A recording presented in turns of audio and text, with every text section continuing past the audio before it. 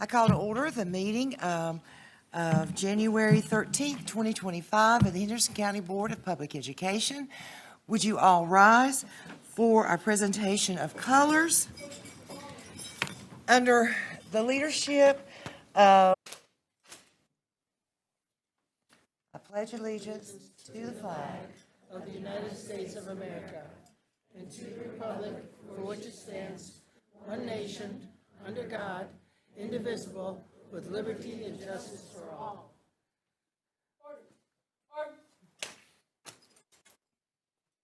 Ready. Face. Forward. March.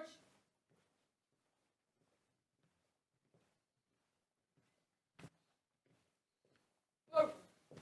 March.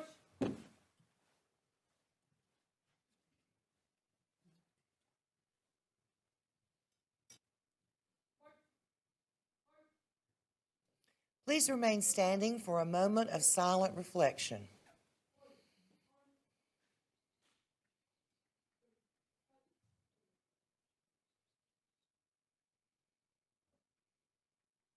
Thank you.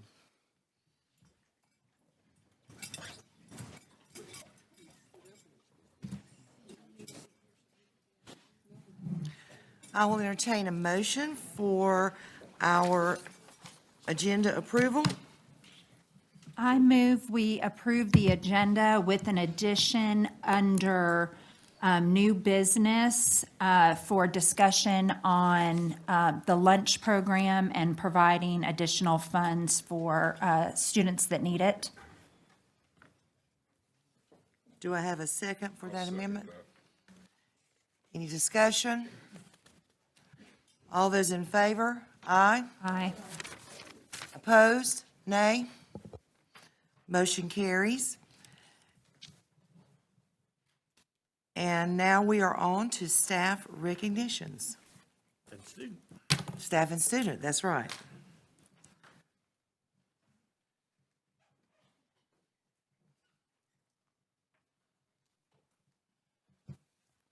Thank you, Dr. Evis, members of the board, and those present. It's always an exciting time when we get to recognize our students and our staff. And we've got a pretty full house today. And I was sharing with our RTC folks who came in on a remote day. I bet the rest of you didn't feel like your remote day meant you would actually have to come to the central office, but we're certainly glad you were able to make it here with us this afternoon. One of the first things that we've got is we're going to talk about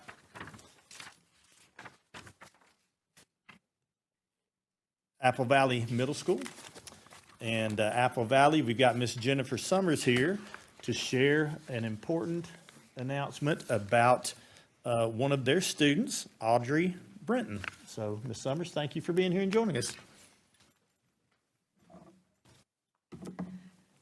Thank you so much for the opportunity to recognize my student today. My name is Jenny Summers, and I'm the AIG teacher at Apple Valley. I also teach language arts. This is the second time in 3 years that I've had the honor of recognizing one of my students as a winner of the Optimum Hispanic Heritage Essay Contest. This contest is an annual national writing competition which requires students to write an essay that addresses a prompt, and the prompt this year was to, in 500 words or less, choose a person, cultural experience, celebration, or tradition that has helped you connect to Hispanic culture and explain what that means to you. Today, I'm proud to recognize Audrey Brenton as the runner-up for the West Region Middle School category. Audrey's essay was titled Noche Buena and expressed how she connects to her Hispanic heritage through the celebration of this holiday with her family every year. I've had the privilege of being Audrey's language arts teacher for the last 2 years. In that time, I've had the pleasure of watching Audrey set one goal after another for herself, which she not only achieves but surpasses. She's a brilliant student in all subject areas, thoughtful, conscientious, thorough, and eager to learn. Her dedication to excellence is evident in everything she does. In addition to working hard at her studies, she's a gifted musician. She was invited to play with Apple Valley's 8th grade band in Carnegie Hall last year.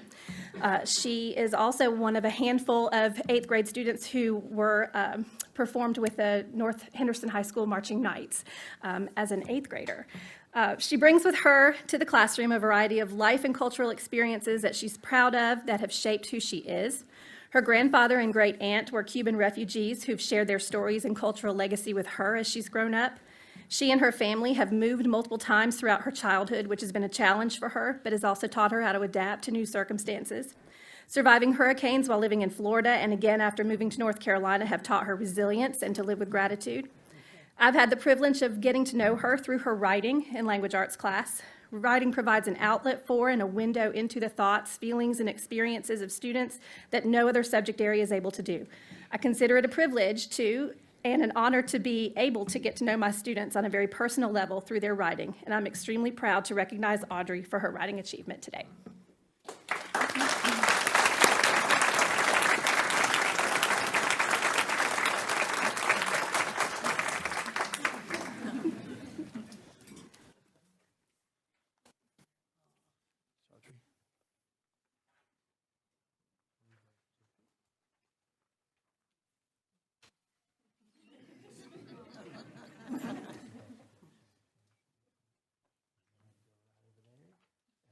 Come up, you can absolutely come up and take a picture. We'll take all the time we need to get all the pictures you want.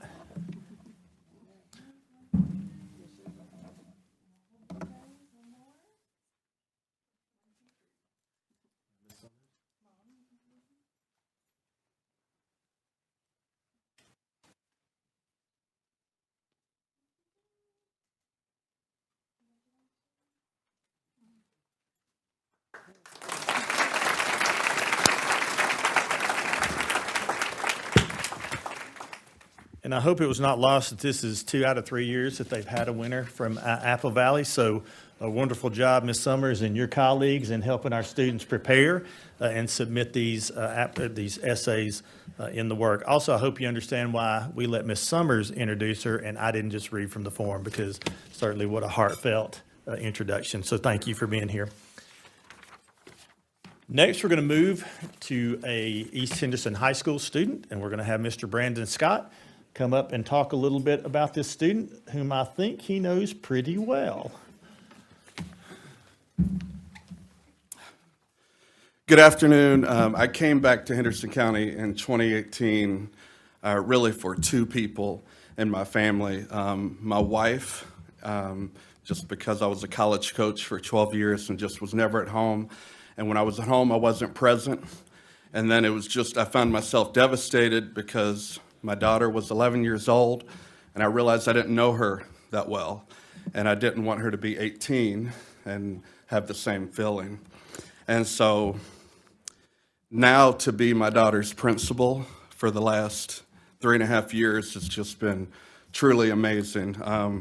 So as Carly's principal and as her dad, I'm just extremely proud of her work ethic, perseverance, determination, and leadership qualities that she's demonstrated the past 4.5 years. She was homeschooled by my wife, one of the best teachers I know, who's a 3rd grade teacher at Hillendale, through 7th grade. She started public school, Henderson County Public School, her 8th grade year at Flat Rock in 2020 on A-Day, B-Days. She had never picked up an instrument. Her 9th grade year, she wasn't even allowed to play most days during band class because she didn't know what to do. Fast forward, she was all county last year, alto sax, and she was drum major this year for our band.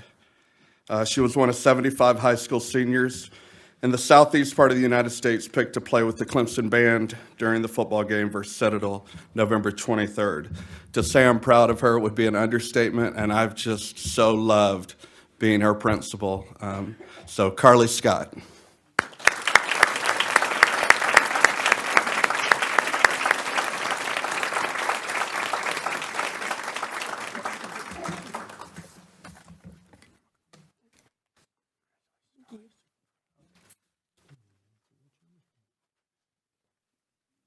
One with her first, though. We don't have to throw both of them.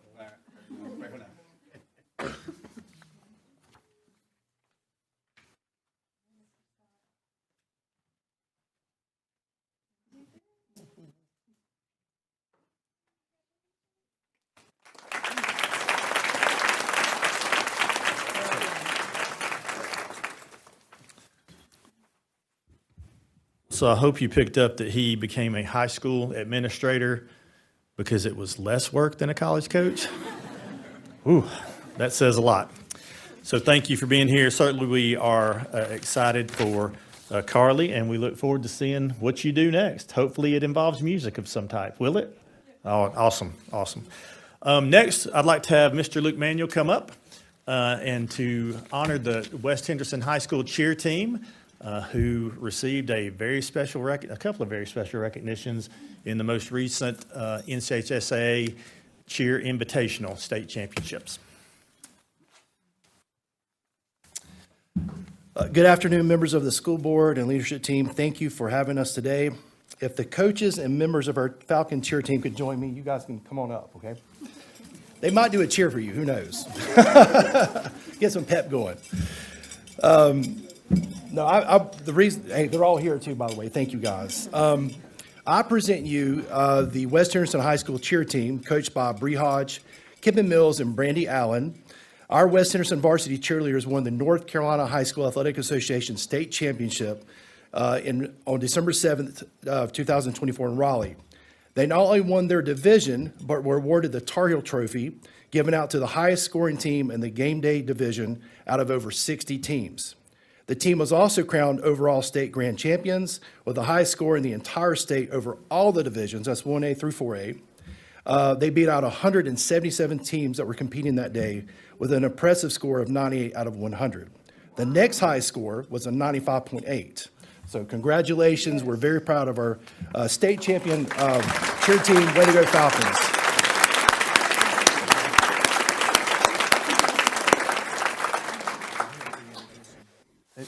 Yeah, if you want to maybe, yeah, perfect. Yes, thank you. Hi, my name's Bree Hodge. I'm the head coach. I also have Kippen Mills here and Brandy Allen, who we all three of us work together pretty equally. But we have, 8 seniors? How many seniors do we have? I think it's 8 now. Is it 8 now? Yeah, we're not sure. But yeah, they're not standing in any particular order. So Riley Alexandra, Kaya Filipovic, Lorelei Taylor. Yeah, wave, do something, yes.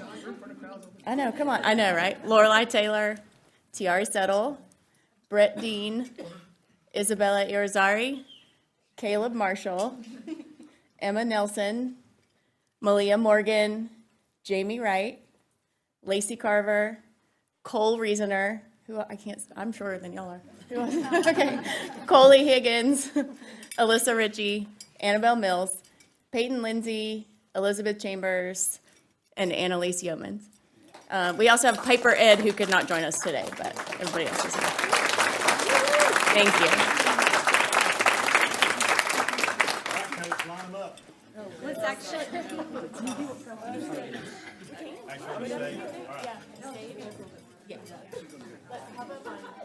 Guys, we can hop up on stage. On the stage? Yeah.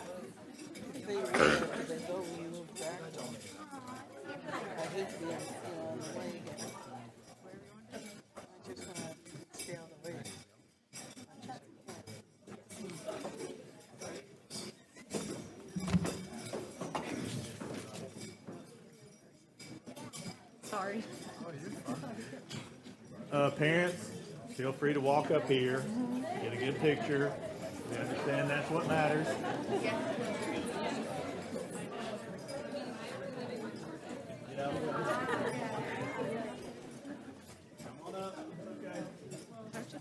Perfect. And make sure that you're in a window so that I can see your face.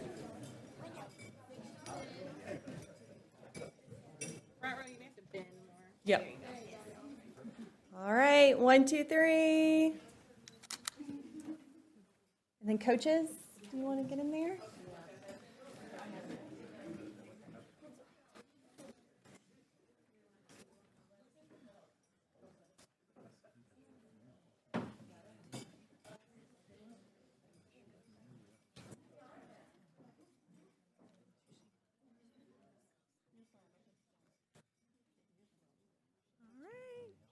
And then can we have the front row just go a little bit lower? Sorry. 1, 2, 3.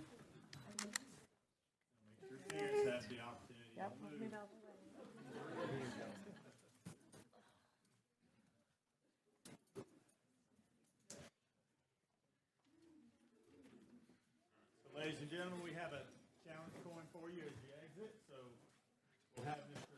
Manuel share those with you, and we certainly congratulate you for your victory.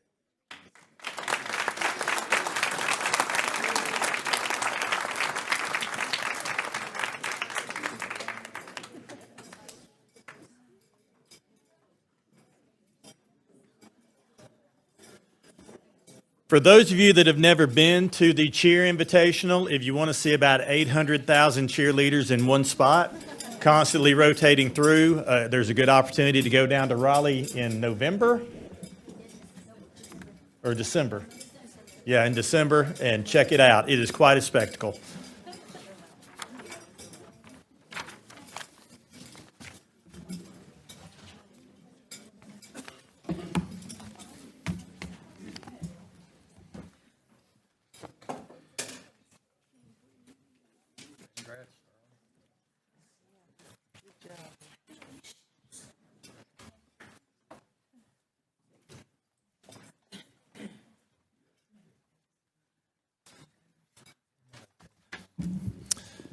Our next one, I'm sorry, you'll have to suffer through me as I present this one, and then we'll hand it back to Mr. Scott for the next one.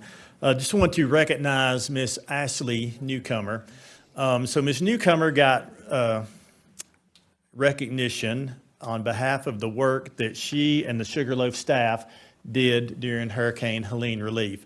This is called the Dogwood Award. So the Attorney General Josh Stein selected several recipients across Western North Carolina for their service and actions as a result of rebuilding from Hurricane Helene.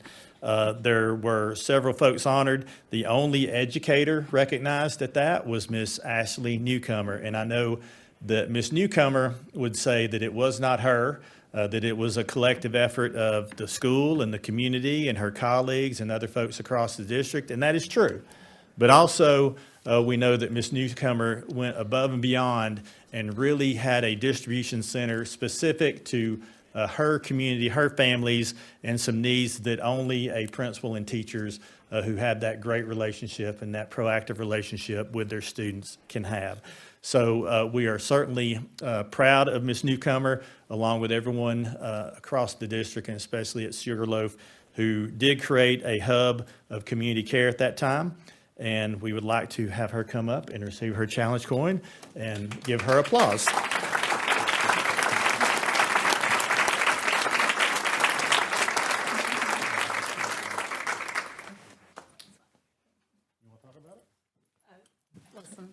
I don't like speaking in front of people, but it really was my colleagues, every principal stepped up during that time. If you weren't able to see it, we were able to serve 285 families, and that is families across all of Henderson County, and we delivered to them. And that was not just me and my staff, that was every principal coming and picking up, principals reaching out to their community. So it really was a joint effort. It just happened to be housed at Sugarloaf, and we just happened to be the hub for it. So it was really amazing to be somebody from this community, to see the outreach that this community did during that time. So I'm just privileged to be part of it.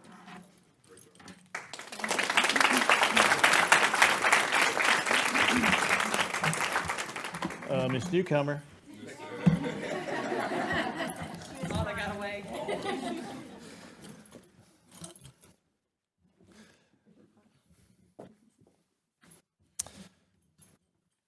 So one of the things the Attorney General did is he visited our area, and that was when we were meeting face-to-face with principals every day, when communications were still spotty, and came by, and he was asking, hey, I brought some donations.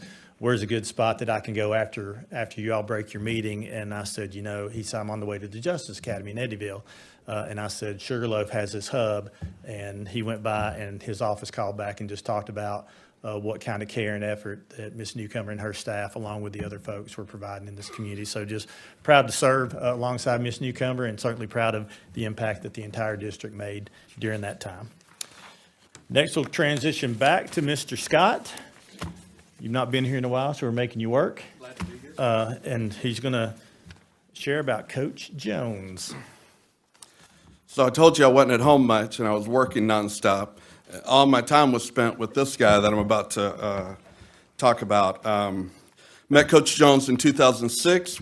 After a Hall of Fame playing career at Limestone, we were assistants together for 1 year on that staff, and then he was my assistant coach for 11 years at Limestone University. My observations of him: he is an amazing basketball coach. That was evident. He is an amazing person. He is a transformational leader and mentor. And he has built a culture within his basketball program based on accountability, unselfishness, competing, and family. We were about 5 years in at Limestone, because my background's in high school, and he was doing an unbelievable job for us. And I said, Q, I never want you to leave, but if you ever went to a high school, like you would change lives, just because a high school kid is so much more impressionable than a college student. And boy, was I so right. And the thing that we really hadn't even gotten to really value, with the exception of Caden Brewer, who is definitely a college basketball player on our team, but he has connections with college coaches all over the Southeast region and sprinkled all over the country. And while I was at Limestone, I really saw firsthand how under-recruited Western North Carolina is in men's basketball. College coaches just don't spend a lot of time in our part of the state. And so for our players who are good enough and have aspirations to play at the next level, every practice and every game that he coaches allows Division II and Division I programs to watch our kids because of his connections, and which brings us to what he's getting to do with this under-19 basketball team that he's leading overseas. This is the second trip that he's made. He took a bunch of college players about, I think, 5 years ago who wanted to play overseas. He took a team overseas for about a week. But the training camp is in Philadelphia, June 13th and 14th. June 15th through the 23rd, they will compete for gold in Italy and Austria. He doesn't know who is on the team yet, but we just found out that Coach Jones has made it possible for our very own Caden Brewer to be on that team. Perfect example of the opportunities for our student athletes who have the ability and work ethic to play at the next level. One of the great educators, I think, in our county, state, Marquinnis Jones.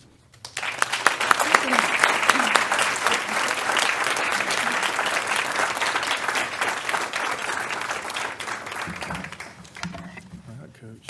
We'll get an actual picture of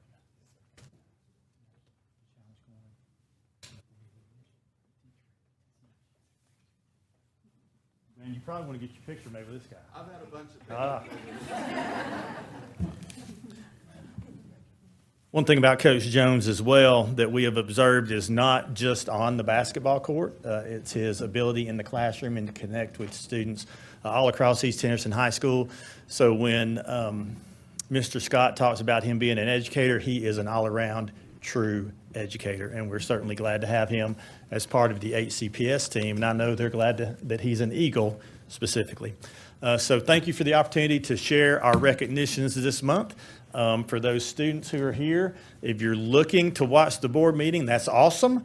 If you're not, this is a good time to transition, and we won't hold it against you. Thank you.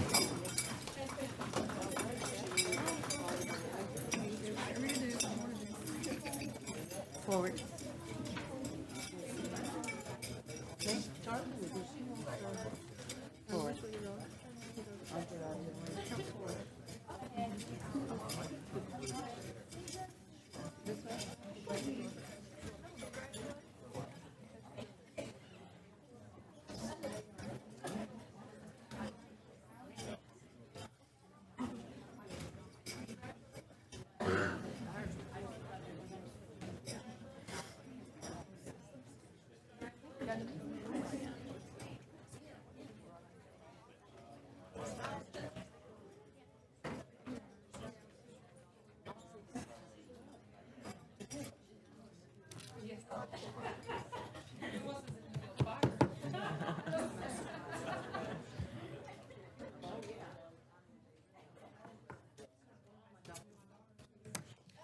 Okay.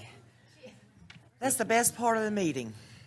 Aw. Well, sorry, sorry, Dr. Marlowe. You're the best part of the meeting, okay? Hey.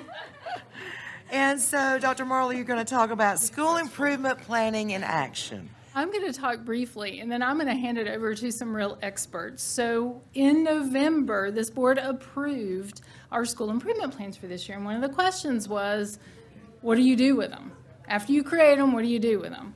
And one of the things that I had discussed was that now that we've moved to NC STAR, which is on the InduSTAR platform, it is a live document, and schools should be revisiting it every month to see how are they actually doing on their goals, how are they measuring them, how do you return back to them. So I'm going to show you what that really looks like, and I've invited two of our experts.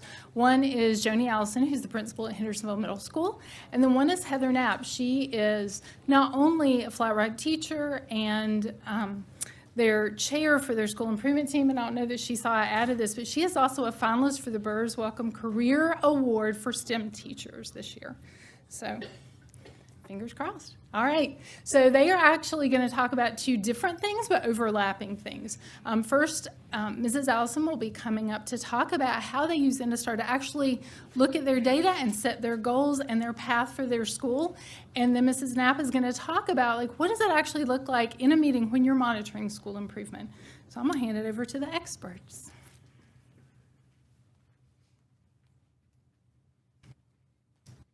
Expert.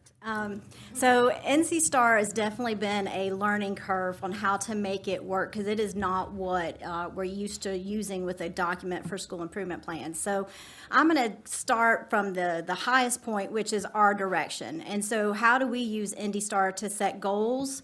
And so when you get into NC STAR, the our direction section is when you can do the mission, your goals, and your data view. So what we're going to do, and these are screenshots, so it makes it a little bit easier to look at. So our goals at Hendersonville Middle School, we have two. We have a goal for proficiency, and we have a goal for growth. Proficiency, because that is 80% of the school report card, and growth because that's where we want to make sure that we're growing all students. So when we looked at our NC report card, we looked at our proficiency goal, and for that goal, we looked at cohort data. And so what that means is we looked at how many of our sixth grades passed each test, maybe the math, and then we wanted to improve that by 5%. So we want to keep growing in proficiency, and we looked at each end of grade test, which, as many of you know, in middle school, all of our kids test all the time. Our eighth graders will be tested in 3 subject areas, and all of our sixth and seventh graders will take tests in 2 areas. But then when we went to looking at our growth and looking at our subject areas, that's when we dialed into our school achievement levels. So when we get into EVOS and we have 5 achievement levels for each grade and each subject area, we looked at where are the achievement levels that we're not seeing the growth that we want to see in. And so we set our goals for the ones that didn't meet growth. We want to move those forward. And the next step, we did a data review, and the needs assessment on the left on the screen is all of the needs assessment data that we would look into in NC STAR. So it's student achievement data, it's attendance data, it's discipline data, it's retention, demographic data, it's teacher recruitment, teacher attendance and retention, and then also perception data. And so every 2 years, our staff complete the teaching working conditions survey. And so when we look at perception data, that's the data we look at to see how do we feel about being educators in Henderson County at Hendersonville Middle School. For our discipline data, we use Educator Handbook at Hendersonville Middle School. And what's really nice about that is we can drill down and disaggregate our data based on who is spending too much time in ISS. Is there a certain demographic that is being suspended? Is there, we kind of look at it from a demographic point of view, but it also tells us how much instructional time is lost if a student is not sitting in a classroom. And so that's really powerful data for us to look at from a school improvement process. If we want students to achieve and we want them to grow, then they need to be in the classroom with the teachers. And so once we kind of picked those 4 areas, we took our school improvement team and divided into 4 committees, and each committee took a deep dive into those areas. And then we brought all that data back, and then we set our plan. And when we set our plan, we choose indicators of where we want to target our growth and our achievement. And then for each indicator, we also chose action items. So the first indicator that's listed here is about looking at how we use our resources. How do we spend our time, our money, our human resources, and with regards to instructional priorities.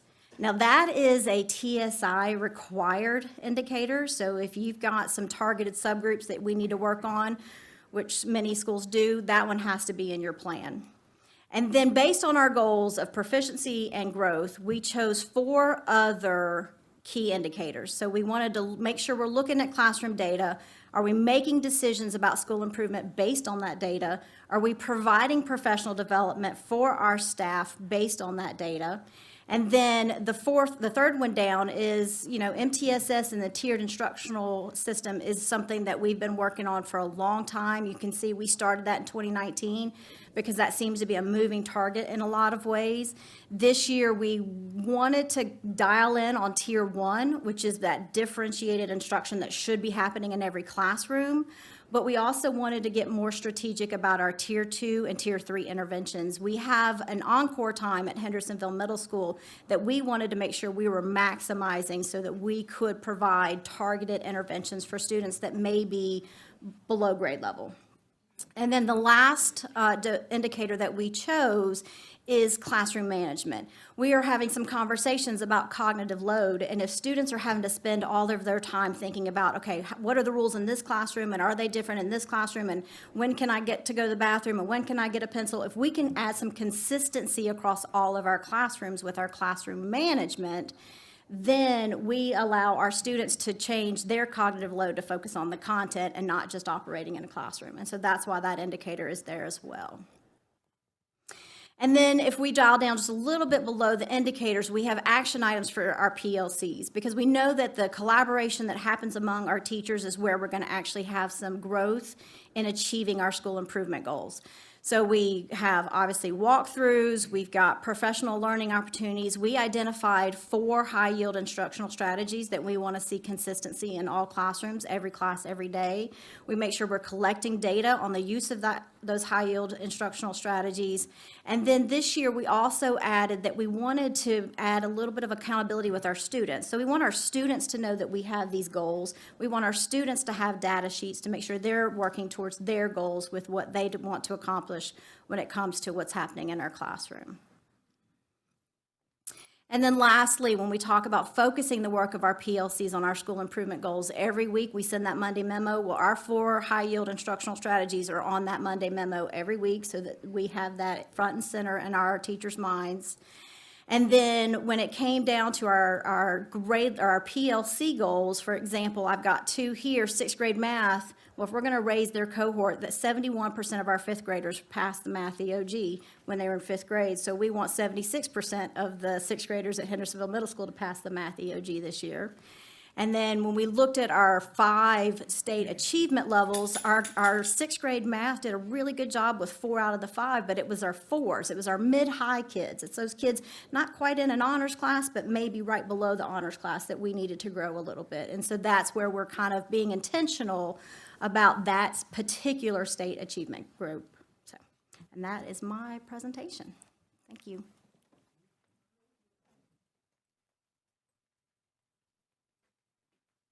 First of all, thank you, Dr. Marlowe, for allowing me to highlight Flat Rock Middle School and the hard work that gets done there every day. My part of the presentation is using IndyStar as a framework for collaborative school growth. And I think one of the most important things of my job is to make sure that my team understands that true school improvement doesn't just stop once we hit a goal. It's continuous. There is no endpoint. So once we hit a goal, we have to stop and look and say, well, what do we have to do next? And so in order to do that, I have several jobs. According to IndyStar, my job as the process manager, not even the facilitator, is to assist the principal in preparing the materials for leadership team and making sure that what we do in SIT actually gets put into IndyStar. To do that, I facilitate collaboration. I help us align our goals with the strategic plan of the county. I provide transparency and accountability for our team members, and then I do that all by using IndyStar. So to facilitate collaboration, it has several steps, actually. First, I email staff usually a week prior to the meeting to see if they have any talking points that they want to bring to our team. I make sure that the staff and outside entities through IndyStar gets the agenda and the notes that we take. We also have an anonymous Google form for staff members to put in items that they want to talk about in case it's a touchy subject and they don't want to know who put it up there. And every single meeting, we make sure that we review our norms, and that's because SIT created those norms. It creates an open platform and encourages ownership. Just like a teacher, I want students to have ownership in what we're doing. We want our teachers to also have ownership in our plan. IndyStar makes it all super easy, especially with transparency. Everybody has access. Henderson County has all the guest logins on our website. So when I said I sent out the agenda, this is what it looks like. It looks the same, and the process is the same every single meeting. We start off by reviewing our norms. Again, at the start of each year, SIT creates the norms. The second most important part is looking at the school improvement plan. It's really the whole purpose of the meeting is to look at the plan. And then during that time, we look at our goals to see if we've actually done any of the goals and the action steps. Do we need to add any or take any away? If there's any admin added items that need to be talked about, we'll talk about them. And then we make sure that every staff added item gets talked about. It's one of our unwritten goals this year is to build trust among our staff. So if a staff brings something, it's pretty important to them, then we need to talk about it. If for some reason we run out of time, admin or I will go and talk to that teacher that added the item and say, we'll get to it next time or come up with a plan. When we go to align our school goals, Ms. Allison already talked about looking at EVOS data, teaching working condition surveys, and then IndyStar also has a needs assessment that helps us to determine which of our needs are most important. Once we've identified our most important needs, we then collaborate together to create our goals, and then identify which state indicators align with those goals. And IndyStar makes that super, super, super easy, and we'll talk about that in just a minute. It helps us collaborate with stakeholders. Dr. Wilson came in and helped us align our language to meet that of Henderson County Strategic Plan. We then create and assign action steps, and then we also identify who's responsible for those action steps. So again, goals are in IndyStar. And when we look at our plan where it says action, assess, create, and monitor, you'll see there that we've already accomplished 3 of those actions this year, which is awesome. Upper right-hand corner, you can again see the guest logins. Again, it's super user-friendly. So using this during SIT meetings, I'll be honest, from a teacher's standpoint, a facilitator, it's easier to do it on a doc and then go in and add it later.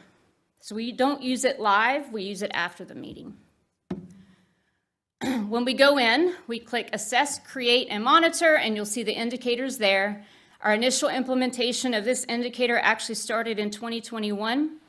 It had an index score of 9, which means it's super important to us, and we assigned this action to Ms. Suzanne Meadows, our instructional coach, with the idea that we would target date of May of 2025. And the indicator states that teachers will employ effective classroom management and reinforce classroom rules and procedures by positively affecting them. Mrs. Meadows will help us do that by providing ongoing professional development on the use of learning targets. In December, we had professional development, and we found out that we achieved that goal. But it doesn't stop there. We celebrate, we pat ourselves on the back, and then we say what's next, because not all kids in our school have reached growth yet. So we mark it complete December 18th, 2024. Just like any good data, Mrs. Meadows sent out a survey and said, what do teachers need to help us achieve our goal? And we stated that we needed professional development on high-yield strategies. So our next action step is, based on that data, Mrs. Meadows will provide monthly professional development on the use of high-yield strategies with a target date of May of 2026. So this is what it looks updated in IndyStar now. Instead of having 0 actions, we now have 2. One of which we have accomplished, the other is still in progress, so we are 50% complete.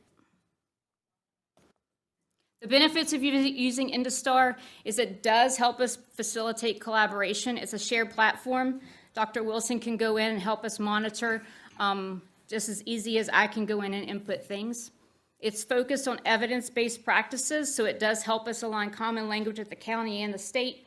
It promotes transparency. It's a live, living document anybody can access at any time, which also leads into accountability. If my name's attached to something and it's live, I better well do what I'm supposed to do. It provides reporting and communication for stakeholder engagement, and it encourages leadership opportunities for other staff. Also, really cool aspect of it is the snapshot.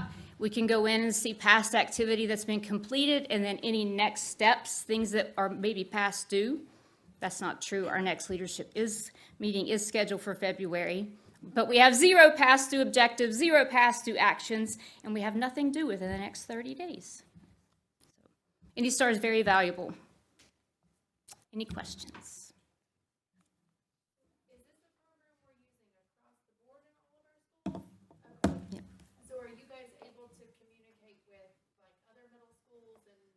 I can go in and probably log in as a guest to see their plan, but I can't go in and make any changes. You guys can work together and collaborate with other middle schools based off of. Yeah, actually, our goals were reworded because of the language that I think Hendersonville Middle School was using. So it just makes it streamlined, so all the language looks the same.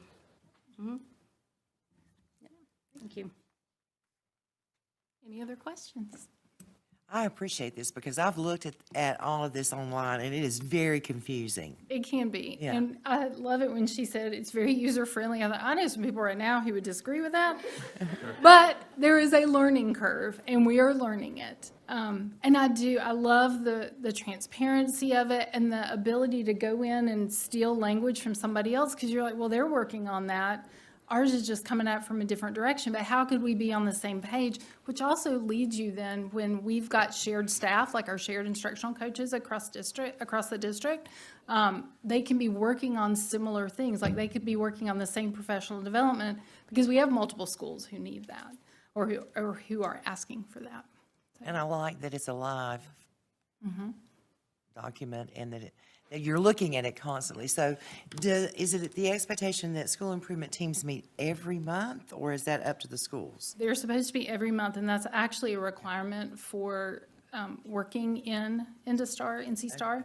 Now, I will say this past fall, I might have gotten a little awry because I know some of those meetings went a bit askew, but they stick pretty well to them, and they upload agendas, and they upload the minutes from the previous meeting.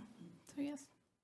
Are we finding that our teachers, like you were talking about using the surveys and asking our teachers what they need, are you finding that a lot of teachers are utilizing that and are being able to be more comfortable with talking about things that they need and some expectations that they have? Our teachers will always tell us what they need. And we do that whenever we provide professional development. We always send out a survey at the end, and then we use that to try to plan the next pieces. We don't always get it right, but we try to come as close as we can. And sometimes it's difficult. I mean, we've got quite a few teachers, but it's nice to be able to know what the collective needs, and then there can always be more specific needs addressed at the school level. And to add to that, Ms. Campbell, one of the things that if you compare and contrast to what school improvement plans or district improvement plans were for decades, it was you do it to get through it. You had 2 copies. One was in the principal's office and one was in the media center. And you drag it out every now and then over the course of 3 or 4 years or 5 years, depending on how long you made it. And basically you drug it out right before accreditation to make sure that you could document or had enough of certain materials or enough of this. This being a live document and a living organic document is so much more beneficial. There is a big learning curve. Switching to this is hard. Like, it's a lot. And I've watched 2 different districts now do that and really feel for them. But once they get in it, as you heard, there's a much easier way for us to collaborate district. One thing that Dr. Marlowe and the instructional services team does is they are connected to specific school improvement teams, and they go and they attend those meetings.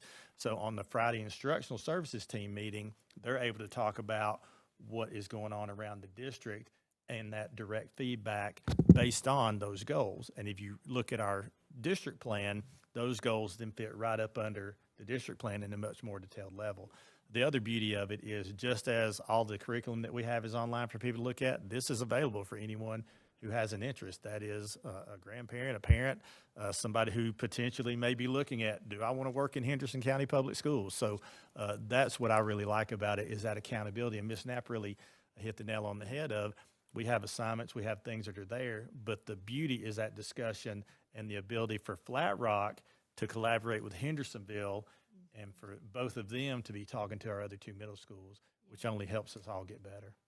And in addition to having those liaisons on the instructional services team, so Dr. Wilson, for example, she works with all the middle schools, but she also goes into NC Star and provides comments, like coaching comments, and she can ask questions in there to find out, like, what are their needs, or, hey, I noticed that.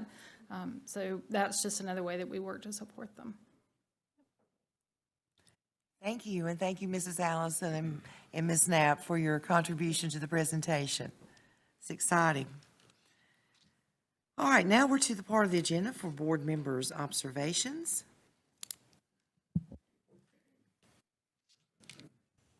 Anyone? I just wanted to say, and if you haven't been on the Henderson County Education Facebook page to see all the pictures of all the kids and their families over the snow break, go look at them. Thank you. I believe it was Miss Arrowood that put all that together. They just, to be able to see their faces and not being able to see snow in 3 years, it was a nice break for these kids, and just time for families to just spend time together. And it was just very encouraging to see so many smiling faces in the midst of the snow. I know some people moved to North Carolina to get away from the snow, but just have to deal with it for a few days. But go look at those pictures. Thank you, Miss Arrowood, for doing that. It was really sweet to see all their little faces.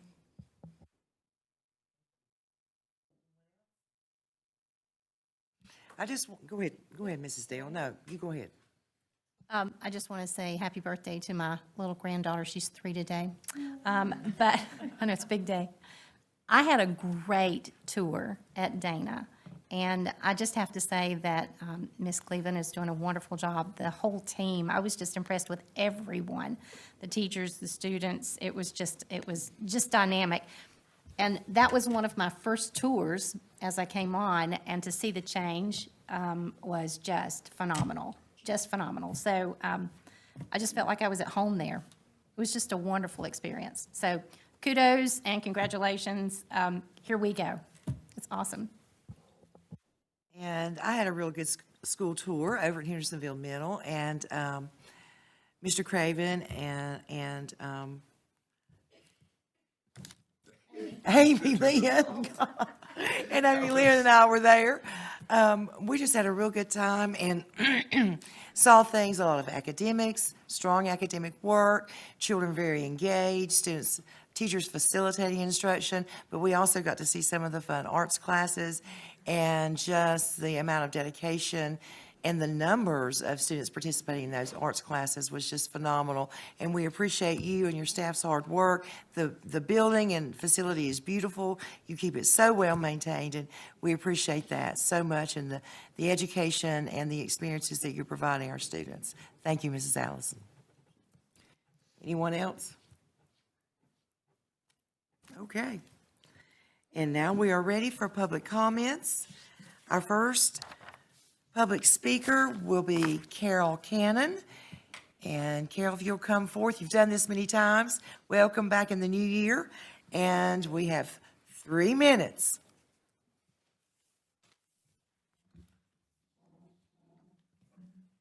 When I was in 6th grade, Miss Albrecht, the children's librarian, gave me a copy of the book A Wrinkle in Time by Madeleine L'Engle. It was a Newbery Award winner about Meg, a 12-year-old girl like me who was interested in science. In the book, L'Engle uses science fiction to share the viewpoint of her Christian faith that the power of love can defeat the forces of evil. The book was a wonderful gift, and I still cherish it. Unfortunately, over the years, many people have tried to challenge the book. Some people felt it was too Christian. Others felt that its perspective of religious faith was too expansive. Neither of those issues affected me when I read the book. Rather, what impacted me was how Meg used the power of love to release the bonds that held her brother and her father captive. Having Meg as a companion helped me through the tumultuous years of junior high, even though she was fictional. That is the power of story. Therefore, I urge caution in response to the movement to remove books from public and school libraries. I want people like Ms. Albrecht to be able to recommend books to students that they know will help them navigate adolescence. Certainly, materials in our media centers need to be age appropriate. And descriptions of sexual activity must be judged in the overall context of the entire book. And to be clear, materials that some people might find objectionable may be appropriate and helpful for some students. And thus, I applaud you as board members for the development of a comprehensive policy to consider and carefully evaluate challenges to remove certain books from our media centers. I value the policy support of the teachers and librarians of Henderson County Public Schools by trusting their experience and training to guide our children and youth. At the same time, the policy respects parents' concerns about their children's schooling. The best protection for our children is not to avoid exposing them to new ideas through the reading of books. The best protection is to shape their character and train their minds to be able to think and evaluate ideas for themselves. Thank you. Thank you, Mrs. Cannon. Next up, Ann Twiggs.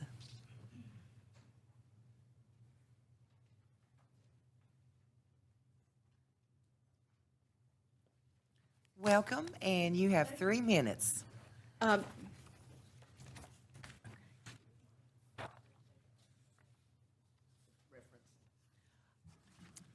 Good afternoon. I'm here to address concerns that I have about the Henderson County Public Schools safety policy, which was mentioned at the last school board meeting. One of your board members, can't remember exactly who it was, it might have been Alyssa, asked how parents were involved in the policy. Personally, I think the answer given was insufficient.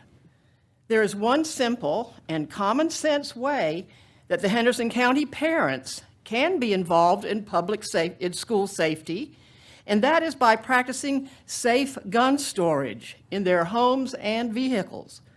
The Henderson County Public Schools safety policy can support this by providing safe gun storage guidelines to all parents and guardians at the beginning of the school year, every year. Gunfire on school property increased by 31% in the 2023-2024 school year. And sadly, gun violence is now the leading cause of child deaths in the United States. Recently, parents of children who committed school shootings have been prosecuted and sent to prison for their roles in allowing their child to obtain a gun. A school policy that requires parents to confirm that they have read the safe gun storage guidelines and ideally confirm that they are following them will go a long way to, 1, curtailing possible school shootings by children, and 2, provide some legal protection to parents and even the schools themselves if a shooting by a student does occur.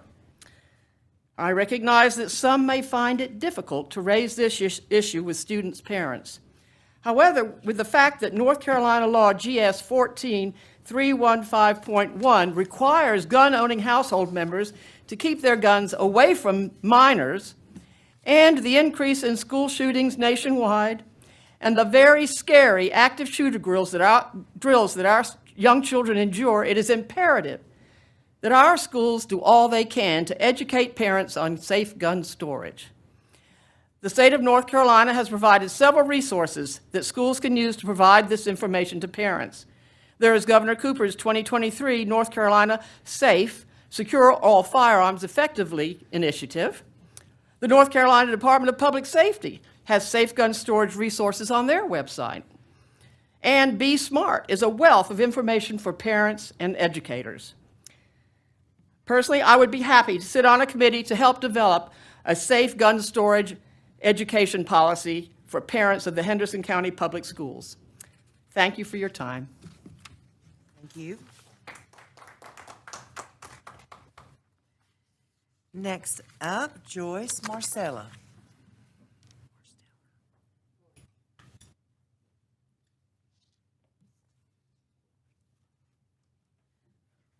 Welcome.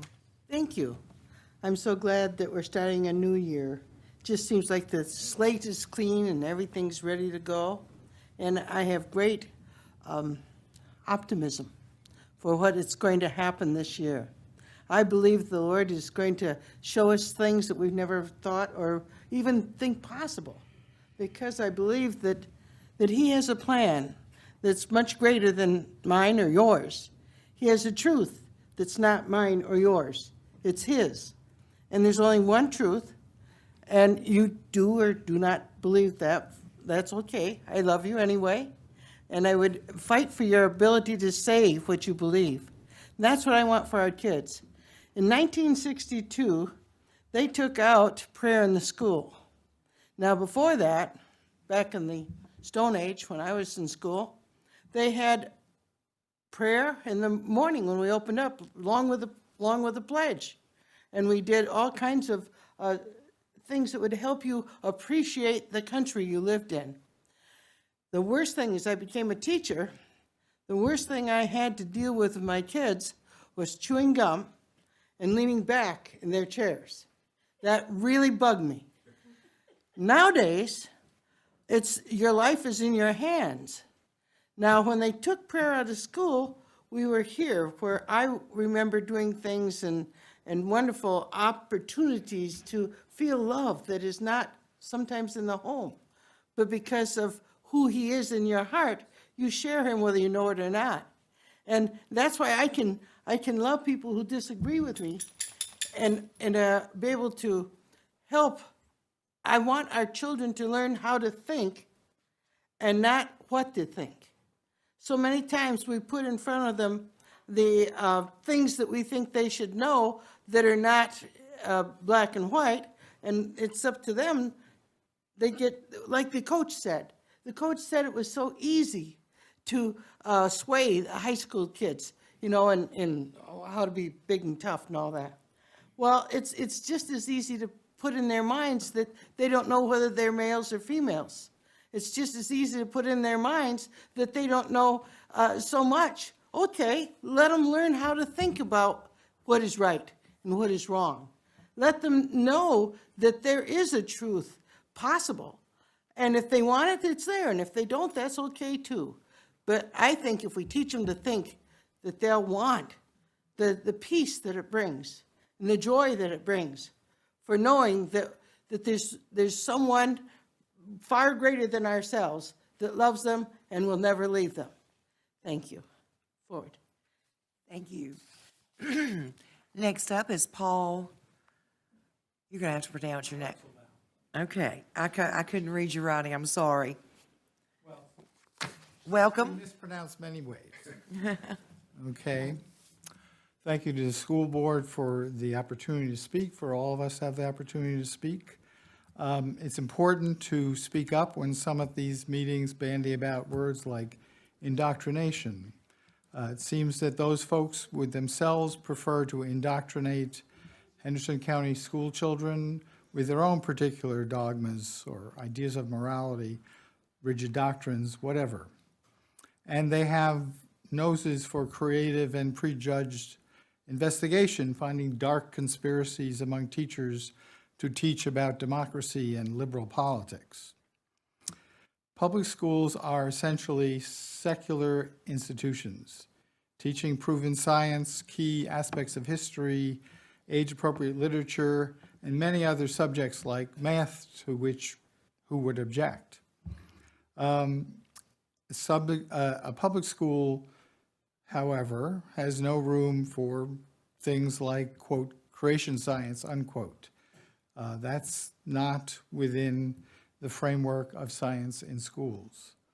Of course, we have to recognize, regarding what was said by a previous speaker, it's established here and it's necessary that parents have the right to decide whether their student, their child, should not read certain literature.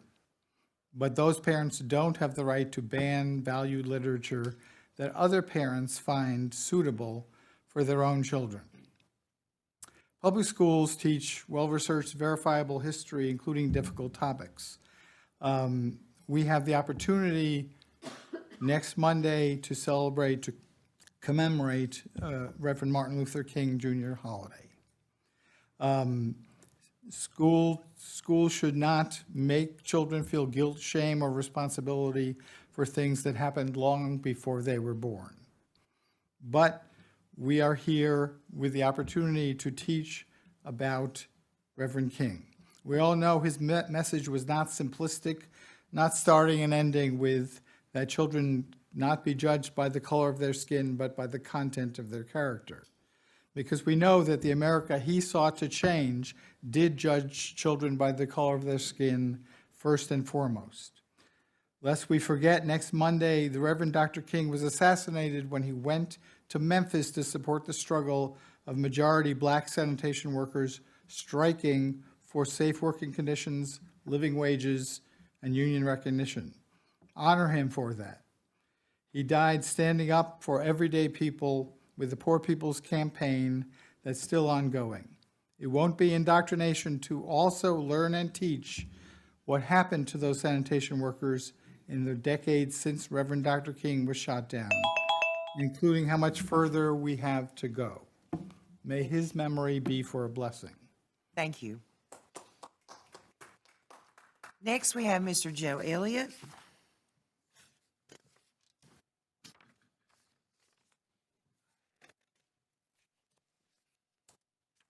I believe it's National School Board Appreciation Month, in case you didn't know that. You're right. So, congratulations and thank you. Thank you. I must confess that I am struggling to understand this push to ban books in Henderson County schools. Does this mean we are suspending the First Amendment here in our county?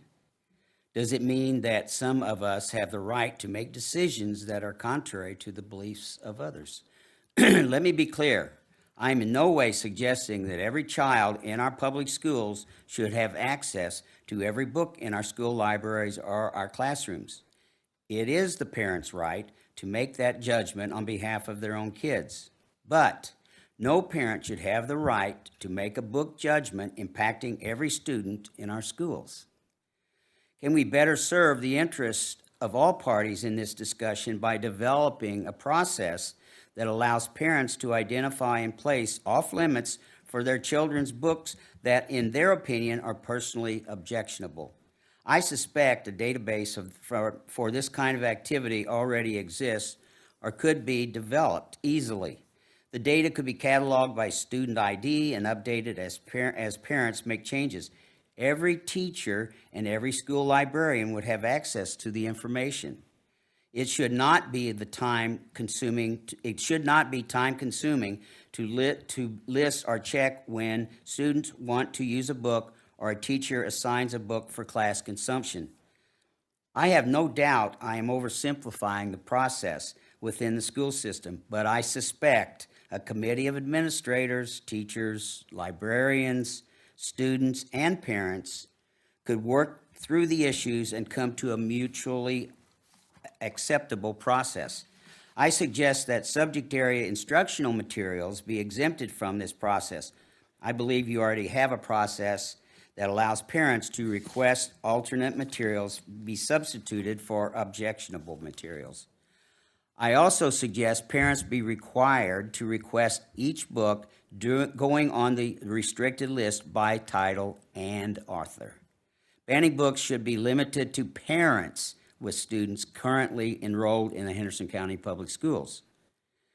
Finally, why bother with all of this? Well, think of this exercise as book protection, not book banning. It certainly would provide protection for teachers, librarians, and administrators. We will soon enter a more contentious world. I fully expect our public schools will be under heightened attacks. Our public schools are worth every protection we can muster. Thank you. Thank you. Next, we have L. Travis. Welcome. Congratulations again on School Board Appreciation Month. Got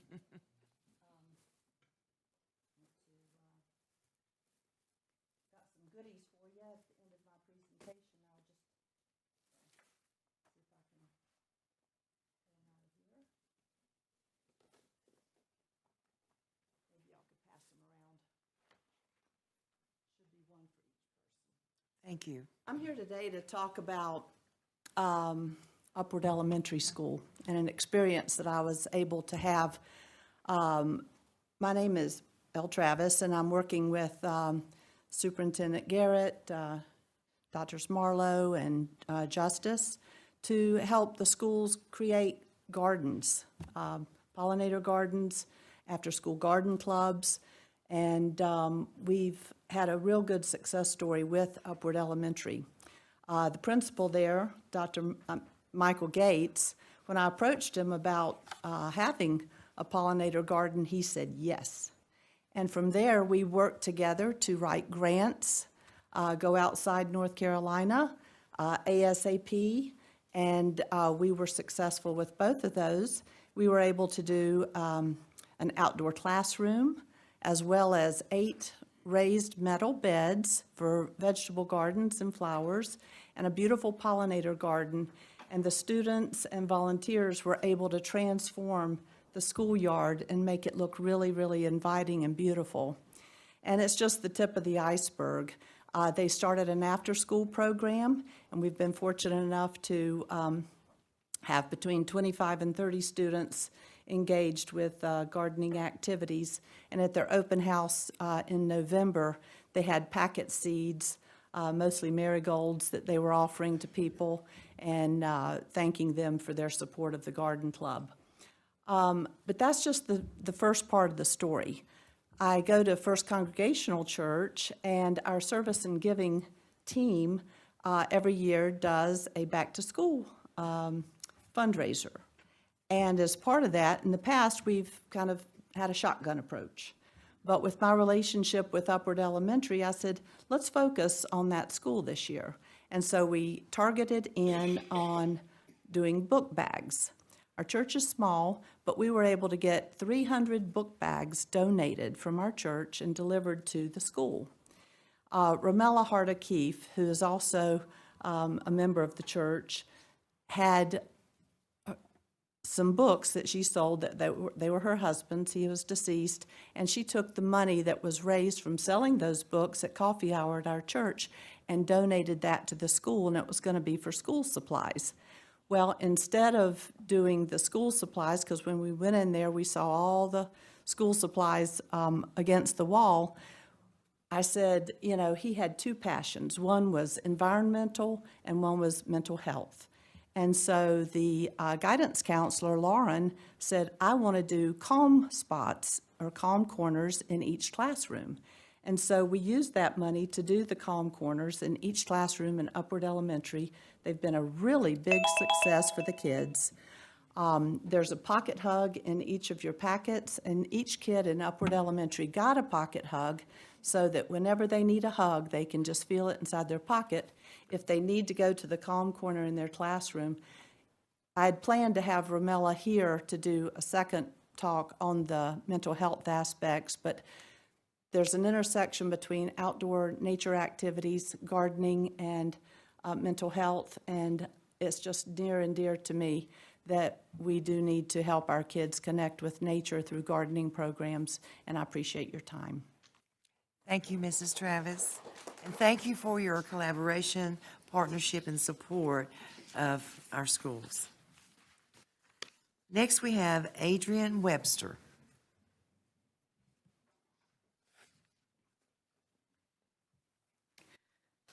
Thank you for calling me up here because I was getting ready to have to leave and go pick my son up. He's over at North doing wrestling practice. I've got one at Apple Valley. I have one that graduated from North last year. So I appreciate you all being here.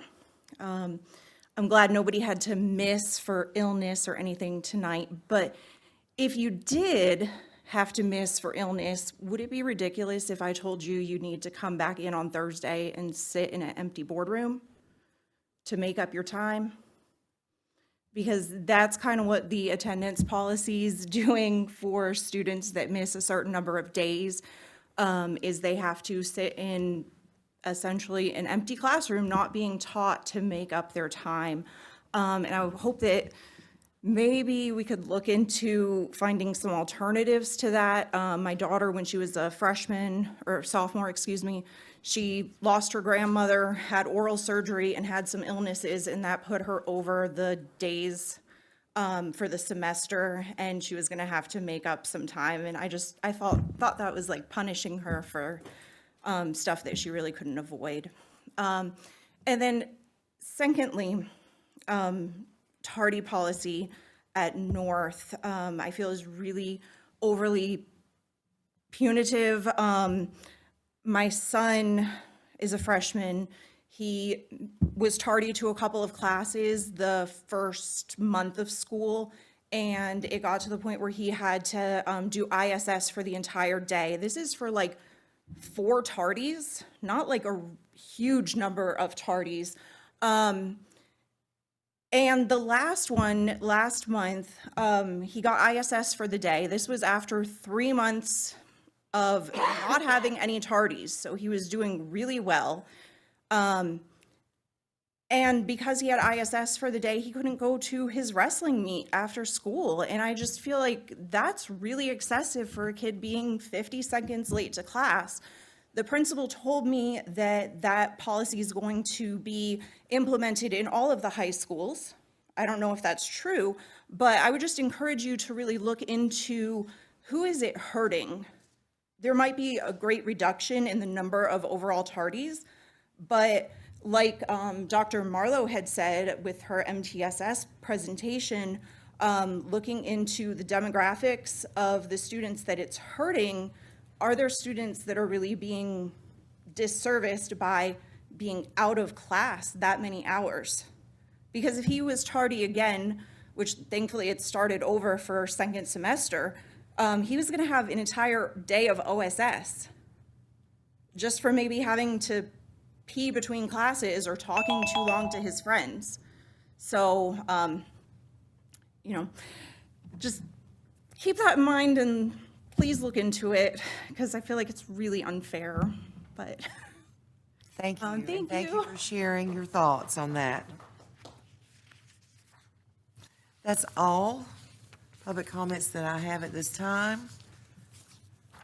So we are going to now move into the consent agenda. So I will entertain a motion about the consent agenda. Can I ask a question? When I was doing my work and looking at this, I didn't realize it was in consent, or I would have picked the phone up and called and asked. I just had a question on the budget in there, the amendment. I had to zoom in because the writing is really small. It's $230,600. That was the CTE Dogwood grant for the career planning coach. Is that for multiple coaches, for multiple years, 1 year, one coach? What? Yes. How much detail do you want? Just basically like, is that just for like this year, 24, 25? And how many coaches? Right, so I'll let Mr. Sosha and Dr. Marlowe tag team this because this is really, this goes toward those career coaches that we're providing middle schools. Okay. It was through a grant from the Dogwood Foundation. Okay. That's money coming in above and beyond what our budget is. So Right. that's how we were able to start working on those career plans that need to be implemented now. So I'll let the two of them bring you up to speed. Okay, thanks. Well, you just explained it beautifully, and that was Mr. Moore, our CTE director, had written that grant to put those coaches in place. So it is for multiple coaches. I'm not sure, I have to defer to Bernie for how many years. Is it 3 years, I think? And so the goal is for them to start that project, which they have already done this year, and it's working beautifully, if you remember from our last presentation. But then to be able to also create a plan that it would continue to live on. So we'd like to keep them, but we don't know how long that grant will last if we were to. So sometimes you can resubmit. We don't know if that's going to be a possibility or not. Okay. So if it is, then that's great. We could try again. But if not, then we need to make sure that we have a sustainability plan. Okay. Okay, that answers it. Thank you. Again, I will entertain a motion to approve the consent agenda. I make a motion that we approve the consent agenda. All those in favor, aye. Aye. Opposed, nay.